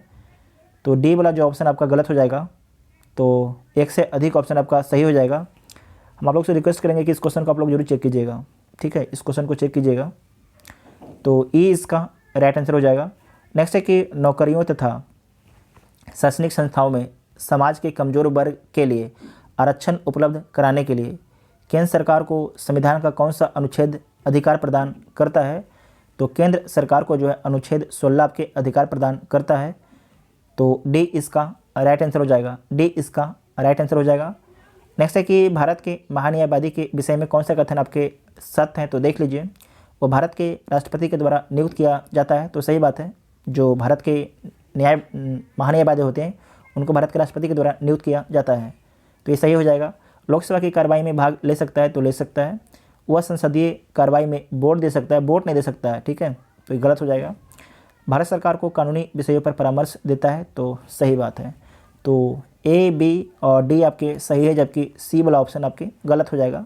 और साथ ही आपको याद रखना है कि भारत के जो महान्यायवादी है इसका चर्चा किस आर्टिकल में किया गया है? तो आर्टिकल 76 में किया गया है। और एक से अधिक आपके सही होने के कारण इसका जो उत्तर हो जाएगा ये ई हो जाएगा, ठीक है। उपरोक्त में से एक से अधिक, तो ई ऑप्शन आपका सही हो जाएगा। उसके बाद नेक्स्ट है कि निम्नलिखित में से कौन आपके सही सम्मिलित है? तो देख लीजिए कौन आपके सही सम्मिलित है। तो देखिए, इसमें पहला है कि अशोक मेहता समिति। जो अशोक मेहता समिति है इसने सुझाव दिया था द्विस्तरीय पद्धति का सुझाव दिया था। जी.बी.आर. राव इनके द्वारा सुझाव दिया गया था प्रतिनिधित्व के तरीके में सुधार के लिए। बलवंत राय मेहता जो आपके सुझाव देते हैं त्रिस्तरीय पद्धति का। उसके बाद है कि एल.एम. सिंघवी है, इनके द्वारा जो है स्थानीय सुशासन को संवैधानिक दर्जा प्रदान करने का सुझाव दिया जाता है। तो इसमें राइट आंसर क्या हो जाएगा? दो हो जाएगा। उसके बाद 3 हो जाएगा, 2 3 1 4, 2 3 1 4, 2 3 1 4। तो जो सी ऑप्शन है ये सही हो जाएगा, ठीक है। उसके बाद नेक्स्ट क्वेश्चन है कि किस राज्य ने हाल ही में पशु संरक्षण विधेयक 2021 पारित किया? तो असम ने पारित किया, तो सी इसका राइट आंसर हो जाएगा। अच्छा क्वेश्चन है कि किस राज्य ने हाल ही में पशु संरक्षण विधेयक 2021 पारित किया है? तो असम ने पारित किया है। नेक्स्ट है कि भारत का वह स्थान जहां पर बंगाल की खाड़ी, हिंद महासागर तथा अरब सागर मिलती है, उस लोकेशन का नाम क्या है? तो उस लोकेशन का नाम है कन्याकुमारी। क्या नाम है? कन्याकुमारी उसका नाम है। तो सी इसका राइट आंसर हो जाएगा। अच्छा, भारत का जो उत्तरी बिंदु है ये कौन है? इंदिरा कौल है। ये बिहार दरोगा में पूछा गया है। और भारत के जो दक्षिणी बिंदु कौन है? तो इंदिरा पॉइंट है। कौन है? इंदिरा पॉइंट है। याद रखिएगा ये कहाँ पर है? तो निकोबार में स्थित है। कहाँ पर? निकोबार में स्थित है। साथ ही आपको याद रखना है कि भारत के जो है पूर्वी बिंदु कौन है? भारत के पूर्वी बिंदु कौन है? तो किबुथु है। कौन है? किबुथु, इसे नोट कीजिएगा। ये कहाँ पर स्थित है? तो अरुणाचल प्रदेश में इत्था है, ठीक है, लिखने में गलती हो गया। उसके बाद है कि भारत का पश्चिमी बिंदु कौन है? तो गुहार मोती है, ठीक है। ये कहाँ पर स्थित है? तो गुजरात राज्य में स्थित है। गुजरात राज्य में स्थित है। तो इतना आपको नोट कर लेना है, इंपॉर्टेंट है। उसके बाद है कि निम्नलिखित में से कौन आपके सम्मिलित नहीं है? इसमें से देख लीजिए कौन आपके सम्मिलित नहीं है। तो जो नीलांग घाटी है ये मध्य प्रदेश में स्थित है, तो गलत हो गया। जो नीलांग घाटी कहाँ पर स्थित है? तो उत्तराखंड में स्थित है। कहाँ पर स्थित है? उत्तराखंड में स्थित है। उसके बाद जुकू घाटी ये कहाँ पर स्थित है? नागालैंड में स्थित है। इसे नोट कीजिएगा, बहुत ही इंपॉर्टेंट है, तो सही है। कुल्लू घाटी हिमाचल प्रदेश में स्थित है, सही है। उसके बाद है कि मखरा घाटी कहाँ पर स्थित है? तो लद्दाख में स्थित है, तो ये भी सही है। तो केवल आपके जो ए वाला ऑप्शन है गलत हो जाएगा। जो नीलांग घाटी है वो मध्य प्रदेश में स्थित नहीं है, तो कहाँ पर स्थित है? तो उत्तराखंड में स्थित है। तो ए इसका राइट आंसर हो जाएगा। देखिए, हम चाहते हैं कि सिर्फ आपको आंसर बता देंगे कि जैसे आप क्वेश्चन हुआ निम्नलिखित में से कौन सी जो सही सम्मिलित नहीं है, तो बोल देंगे नीलांग घाटी जो है कहाँ पर स्थित है? उत्तराखंड में। आंसर ए अगला क्वेश्चन, उसमें ना हमको मज़ा आएगा ना आपको मज़ा आएगा, ना आप ज़्यादा कुछ सीख पाइएगा ना ज़्यादा कुछ आपको हम सिखा पाएंगे। तो अगर आप लोग ऐसा वीडियो देखना चाहते हैं तो भाई मेरे से संभव नहीं हो पाएगा, सॉरी। और जो चाहते हैं कि ठीक है आराम से वीडियो देखें तो उनका स्वागत है। जैसे कि निम्नलिखित में से कौन सा बंदरगाह चाइल्ड ऑफ पार्टीशन के नाम से जाना जाता है? तो चाइल्ड ऑफ पार्टीशन के नाम से कांडला बंदरगाह को जाना जाता है, कांडला बंदरगाह को। तो सी इसका राइट आंसर हो जाएगा। कांडला बंदरगाह किस राज्य में स्थित है? तो कांडला बंदरगाह जो है गुजरात राज्य में स्थित है। और आपको याद रखना जो कांडला बंदरगाह है इसका नाम बदल दिया गया है और इसका नाम क्या रखा गया है? दीनदयाल बंदरगाह कर दिया गया है। फिर से बोलते हैं, जो कांडला बंदरगाह है इसका नाम चेंज करके दीनदयाल बंदरगाह कर दिया गया है। तो सी इसका राइट आंसर हो जाएगा। नेक्स्ट है कि निम्नलिखित में से कौन सा आपके जो युग में सही सम्मिलित नहीं है? तो देख लीजिए कौन सा युग में आपके सही सम्मिलित नहीं है। राष्ट्रीय उद्यान और राज्य दिया गया है।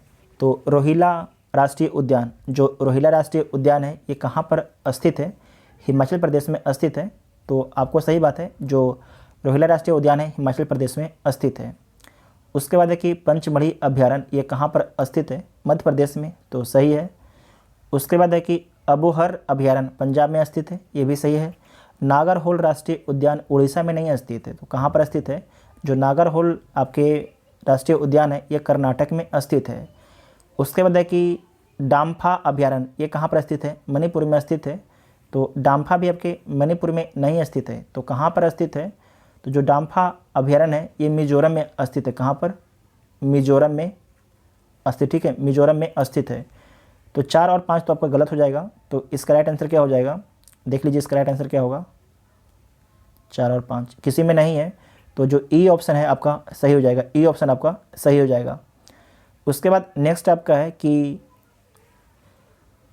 गरासिया जनजाति भारत के किस राज्य में पाई जाती है? तो जो गरासिया जनजाति है भारत के राजस्थान राज्य में पाई जाती है। तो ए इसका राइट आंसर हो जाएगा। साथ ही राजस्थान में और भी जनजातियां पाई जाती है जैसे कि मीना, सहरिया, सासी, भील, बंजारा, कोली, इन सभी जो जनजातियां हैं आपके राजस्थान में पाई जाती है। भारत में सर्वाधिक वर्षा किस क्षेत्र में होती है? तो भारत में जो सर्वाधिक वर्षा है किस क्षेत्र में होती है आपके यहाँ पर उदाहरण दिया गया है। तो इसमें देख लीजिए, पश्चिमी घाट में होता है, आपको पता है। हिमालय क्षेत्र में होता है, ये भी पता है। और मेघालय में होता है। आपको पता है कि जो मेघालय में सबसे अधिक वर्षा कहाँ पर होता है? तो मानसिन राम में होता है। कहाँ पर होता है? पहले होता था चेरापूंजी में, अब होता है मानसिन राम में। तो जो आपके उदाहरण दिया गया है तो उसका में बी सही हो जाएगा। जो बी वाला ऑप्शन है ये सही हो जाएगा। और ज़्यादातर आपके सर्वाधिक जो वर्षा होता है दक्षिण पश्चिम मानसून से होता है, दक्षिण पश्चिम मानसून से होता है। अच्छा, भारत में जो लौटती मानसून से सबसे अधिक वर्षा कहाँ पर होता है? तो तमिलनाडु के तटीय क्षेत्र में होता है, चेन्नई के आसपास। तो बी इसका राइट आंसर हो जाएगा। नेक्स्ट है कि भारत में पाए जाने वाले निम्नलिखित मिट्टियों में से किसे जो है स्वतः कृष्ण मिट्टी कहा जाता है, मतलब कि स्वतः जुताई वाला मिट्टी कहा जाता है? तो किसे बोला जाता है? काली मिट्टी को। तो ए इसका राइट आंसर हो जाएगा। और जो काली मिट्टी है किस लिए प्रसिद्ध ज़्यादातर है? तो कपास के लिए प्रसिद्ध है। और जो काली मिट्टी है इसे रेगुर मिट्टी भी बोला जाता है। यहाँ पर नोट कर देते हैं, रेगुर मिट्टी भी बोला जाता है। तो ए इसका राइट आंसर होगा। नेक्स्ट है कि निम्नलिखित युगों में से कौन सा आपके जो है सही सम्मिलित है? तो देख लीजिए इसमें से कौन आपके सही सम्मिलित है। एक साइड आपकी खनिज संपदा है और खनन क्षेत्र है। तो जो लौह अयस्क का खनन कहाँ पर होता है? रत्नागिरी में होता है। तो ये तो सही है। सोना, इसका खनन कहाँ पर होता है? कोलार में होता है। तो ये भी सही है। हीरा, जो हीरा का खनन कहाँ पर होता है? तो मझगामा खान में होता है। तो ये भी सही बात है कि जो मझगामा गाँव है मझगामा खान में हीरा का खनन होता है। तो ये भी सही है। उसके बाद है कि थोरियम, जो थोरियम है इसका खनन कहाँ पर होता है? भीलवाड़ा में होता है। तो ये भी सही। तो सारे के सारे कथन आपके सही हैं। तो ई ऑप्शन आपका सही हो जाएगा। नेक्स्ट है कि निम्नलिखित दर्रों में से कौन दर्रा आपके जम्मू कश्मीर में अवस्थित है? तो जो बनिहाल दर्रा है जम्मू कश्मीर में अवस्थित है। साथ ही आपको याद रखना है कि जो दर्रा ये भी आपके जम्मू कश्मीर में स्थित है। पालघाट दर्रा कहाँ पर स्थित है? आप सभी लोग किस राज्य में स्थित है? आप सभी लोग कमेंट करके बताइएगा। जो लिपू लेक है ये कहाँ पर स्थित है? उत्तराखंड में स्थित है। उसके बाद एक सिपकिला कहाँ पर है? तो हिमाचल प्रदेश में स्थित है। कहाँ पर? हिमाचल प्रदेश राज्य में अवस्थित है। जो सिपकिला दर्रा है, सिपकिला दर्रा से ही सतलज नदी भारत में प्रवेश करती है। सतलज नदी भारत में प्रवेश करती है, तो डी इसका राइट आंसर हो जाएगा। अच्छा, नाथुला दर्रा कहाँ पर है, तो सिक्किम में स्थित है नाथुला दर्रा।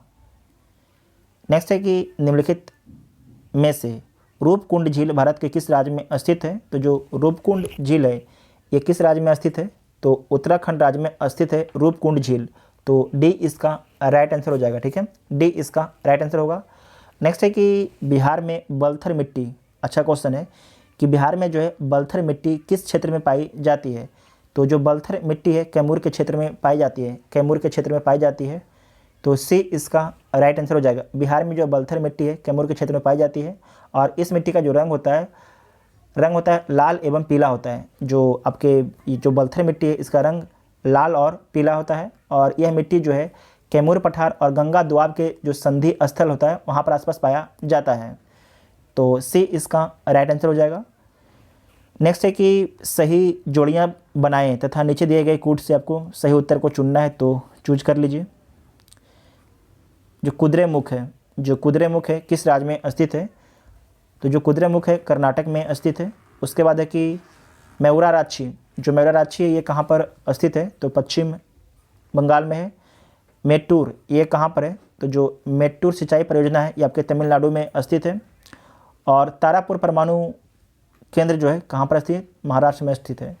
तो इसका राइट आंसर क्या हो जाएगा, दो के बाद 4, 2 4 किस में 2 4 और उसके बाद 3, तो सी जो इसका राइट आंसर हो जाएगा।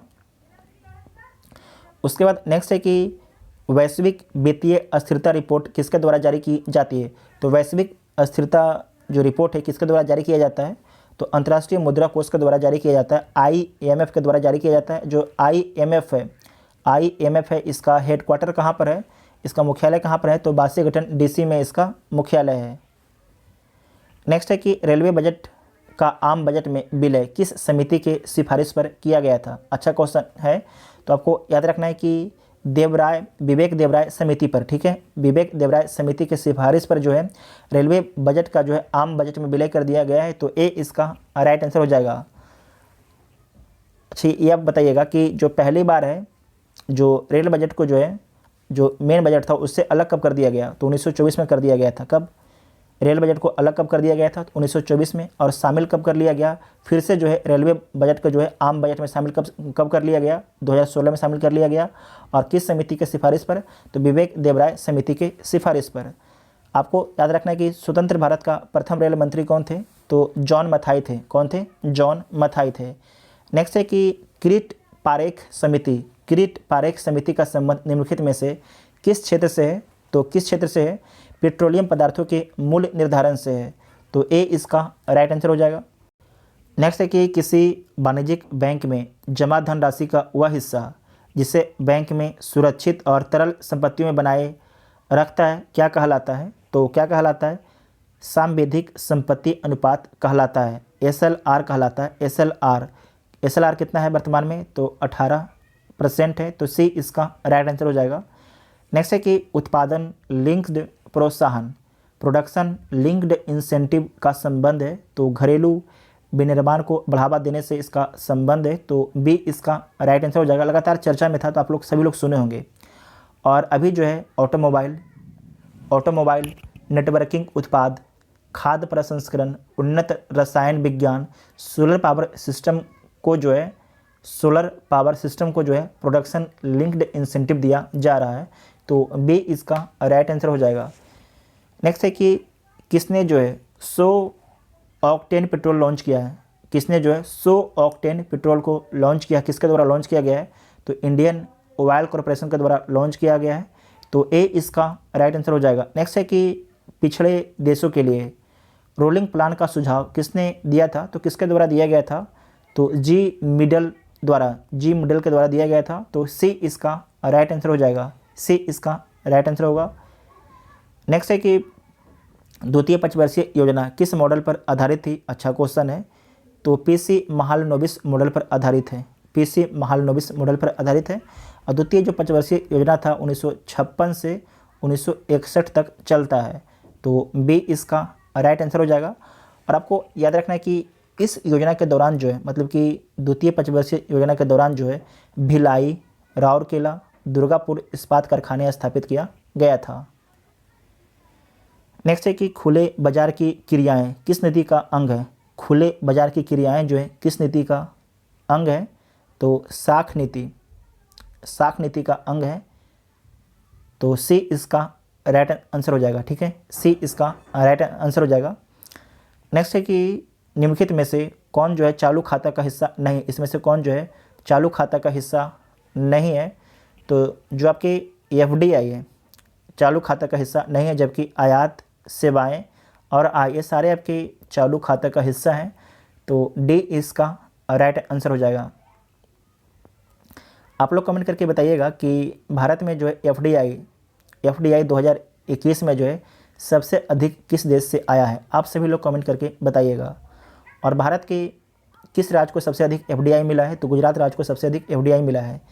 बिहार में प्रारंभिक तुर्क गतिविधियों के संदर्भ में महत्वपूर्ण जानकारी के प्रमुख स्रोत कौन है। अच्छा क्वेश्चन है कि बिहार में प्रारंभिक तुर्क गतिविधियों के संदर्भ में महत्वपूर्ण जानकारी के प्रमुख स्रोत कौन है, तो कौन है, तबकात ए नासरी है, तबकात ए नासरी है। तो सी इसका राइट आंसर हो जाएगा। जो तबकात ए नासरी पुस्तक है किसके द्वारा लिखा गया है, तो मिनहाजुद्दीन सिराज के द्वारा। यहाँ पर लिख देते हैं हम, एक सेकंड यहाँ पर लिख देते हैं, मिनहाजुद्दीन सिराज के द्वारा, सिराज यहाँ लिख देते हैं, सिराज। ठीक है, तो इतना आपको याद रखना है। साथ ही आपको याद रखना है कि जो तारीख ए हिंद ये पुस्तक किसके द्वारा लिखा गया है, तो अलबर्नी के द्वारा लिखा गया, अलबर्नी के द्वारा।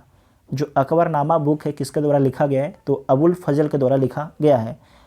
उसके बाद है कि बाकियात ए मुस्ताकी ये किसके द्वारा लिखा गया है, तो बाकियात ए मुस्ताकी जो है रिजकुल्ला मुस्ताकी द्वारा लिखा गया है। रिजकुल्ला लिख दें यहाँ पर हम, रिजकुल्ला मुस्ताकी के द्वारा लिखा गया है। तो इसका राइट आंसर क्या हो जाएगा, सी इसका राइट आंसर होगा, तबकात ए नासरी। जो तबकात ए नासरी बुक था किसके द्वारा लिखा गया था, तो मिनहाजुद्दीन सिराज के द्वारा। उसके बाद नेक्स्ट है कि वर्ष 1942 में कांग्रेस कार्यकर्ताओं द्वारा भागलपुर के सुल्तानपुर में समानांतर सरकार का नेतृत्व किसने किया था, तो किसके द्वारा किया गया था, तो सिया राम सिंह के द्वारा किया गया था, सिया राम सिंह के द्वारा किया गया था। तो ए इसका राइट आंसर हो जाएगा, ए इसका राइट आंसर हो जाएगा। बिहार में नंगी हड़ताल का आयोजन किस जेल में शुरू हुआ था। बहुत ही अच्छा क्वेश्चन है बीपीएससी के लिए कि बिहार में जो है नंगी हड़ताल का आयोजन किस जेल में शुरू हुआ था, तो छपरा जेल में शुरू हुआ था। कहाँ पर, छपरा जेल में शुरू हुआ था। तो बी इसका राइट आंसर हो जाएगा, बी इसका राइट आंसर हो जाएगा।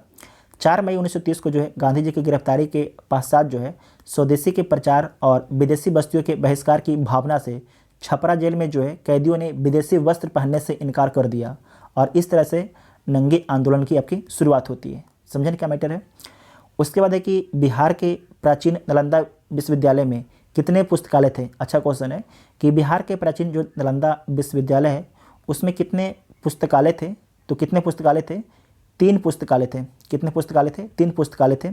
वो कौन कौन पुस्तकालय थे, तो एक था रत्नोधी, यहाँ पर लिख देते हैं हम तीनों पुस्तकालय का नाम, ये पूछा जा सकता है आपसे, इस साइड लिखते हैं, रत्नो दधी। ठीक है, पहला होगा, एक सेकंड रुकिए, रत्नो, इसे आप लोग स्पीड तेज कर लीजिएगा। उसके बाद दूसरा है रत्ना सागर, तीसरा है रत्न रंजक पुस्तकालय। इतना आपको याद रखना है। नालंदा विश्वविद्यालय की स्थापना किसके द्वारा किया गया था, तो कुमार गुप्त के द्वारा किया गया था। तो बी इसका राइट आंसर हो जाएगा। नेक्स्ट है कि कांस प्रतिमाओं के निर्माण की शैली का जनक किसे माना जाता है, तो किसे माना जाता है, तो कांस प्रतिमाओं के निर्माण की शैली का जनक जो है धीमन, किसे माना जाता है, धीमन एवं पिठपाल को। किसे माना जाता है, पिठपाल को। तो एक से अधिक इसका राइट आंसर हो जाएगा। तो ई ऑप्शन आपका सही हो जाएगा, ई इसका सही ऑप्शन हो जाएगा। उसके बाद नेक्स्ट है कि बिहार में औसत वार्षिक वर्षा कितनी होती है।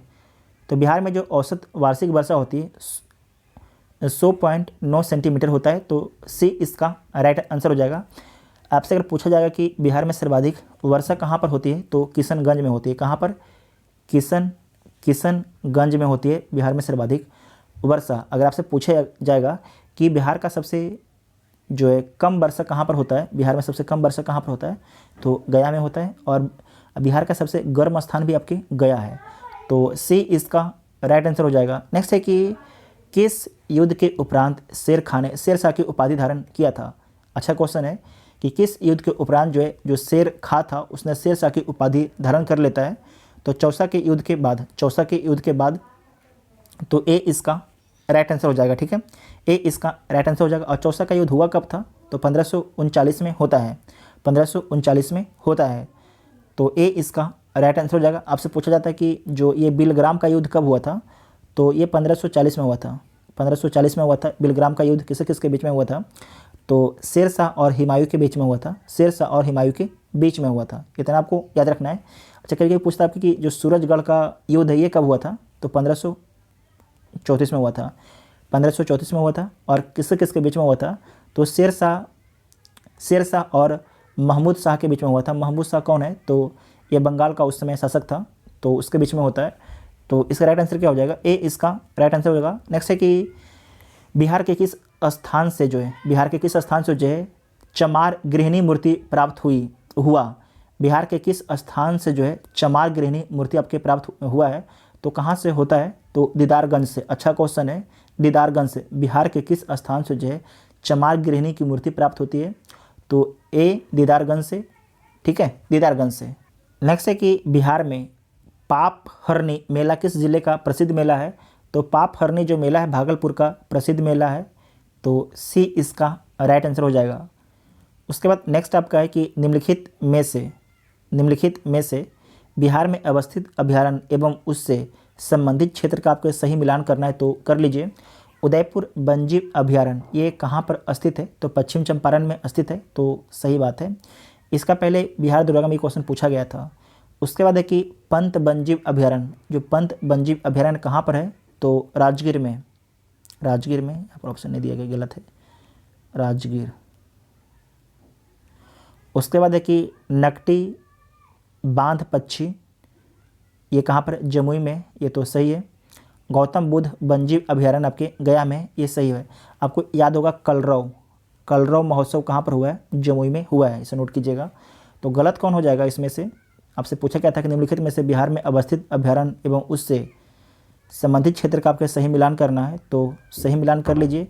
जो बी वाला आपका है मिलान सही नहीं है, तो बी वाला जो मिलान आपके सही नहीं है, जबकि ए सी डी आपके सही मिलान है, तो क्या हो जाएगा, एक से अधिक आपके सही उत्तर हो जाएगा, तो ई ऑप्शन आपका सही हो जाएगा। ठीक है, जो पंत वन्यजीव अभयारण्य कहाँ पर है, दरभंगा में नहीं है, कहाँ पर है, राजगीर में है। नेक्स्ट है कि बिहार से प्रकाशित महावीर पत्रिका के संपादक कौन थे। जो महावीर पत्रिका है उसके संपादक कौन थे, तो उसका संपादक है जगत नारायण है। कौन है, जगत नारायण है, तो ए इसका राइट आंसर हो जाएगा। साथ ही आपको याद रखना है कि दी मदरलैंड का प्रकाशन किसके द्वारा किया गया है, तो पटना से जो है दी मदरलैंड ये पूछा जा चुका है, मजरुल हक के द्वारा इसका प्रकाशन किया गया था। ठीक है, इसे नोट कीजिएगा। साथ ही आपको याद रखना है कि जो कामेश्वर सिंह है उनके द्वारा 1931 में दरभंगा से द इंडियन नेशन पत्रिका की स्थापना की गई। फिर से बोलते हैं, जो कामेश्वर सिंह है दरभंगा से द इंडियन नेशन पत्रिका की आपकी स्थापना की जाती है, और वहाँ से आपके जो इंडियन नेशन है उसका प्रकाशन किया जाता है, द इंडियन नेशन। याद रखिएगा, कामेश्वर सिंह। उसके बाद आपका एक नाम और है, एक है गुरु प्रसाद सेन। इनके द्वारा याद रखिएगा कि पहला अंग्रेजी अखबार कौन है, तो दी बिहार हेराल्ड है। कौन है, दी बिहार हेराल्ड। और इसके प्रकाशन किसके द्वारा किया गया था, दी बिहार हेराल्ड का, तो गुरु प्रसाद सेन के द्वारा ये पूछा जाता है, इसे नोट कीजिएगा। नेक्स्ट है कि बिहार में निम्नलिखित में से पुलिस सप्ताह का आयोजन किस समय अवधि में किया गया था, तो किस समय अवधि में किया गया था, 22 से 27 फरवरी को, तो डी इसका राइट आंसर हो जाएगा। उसके बाद मैथ का सवाल है, आप लोग इसे सोल्व कर लीजिएगा। जो 141 है इसका उत्तर क्या होगा, डी इसका राइट आंसर होगा। उसके बाद है 142, इसका क्या होगा, तो जो 142 है इसका होगा ए। 143 ए होगा, 144 डी होगा। उसके बाद है 145, 145 का सी होगा 146, 146 का क्वेश्चन देख लीजिए, ये क्वेश्चन है। तो इसका होगा आपका, इसका होगा 1500, 147 इसका बी होगा, 148, 148 का आपका होगा ए होगा, 149 का ए होगा, 150, 150 का भी ए होगा। तो हम लोगों ने टोटल आपका 150 क्वेश्चन को डिस्कस किया। मेनली तो हम लोगों ने 140 क्वेश्चन को ही डिस्कस किया, 10 तो हम लोग मैं सिर्फ आंसर बता दिया। तो आप लोग 150 में से कितने क्वेश्चन सही कर पाते हैं उसके बारे में कमेंट बॉक्स में ज़रूर लिखिएगा, ठीक है। कमेंट बॉक्स में आप सभी लोग ज़रूर लिखिएगा। आपको वीडियो कैसा लगा उसके बारे में भी आपको बताना है। जो चैनल पर पहली बार आते हैं चैनल को सब्सक्राइब कर सकते हैं, तभी आपको अगले वीडियो का नोटिफिकेशन मिलेगा। Thank you.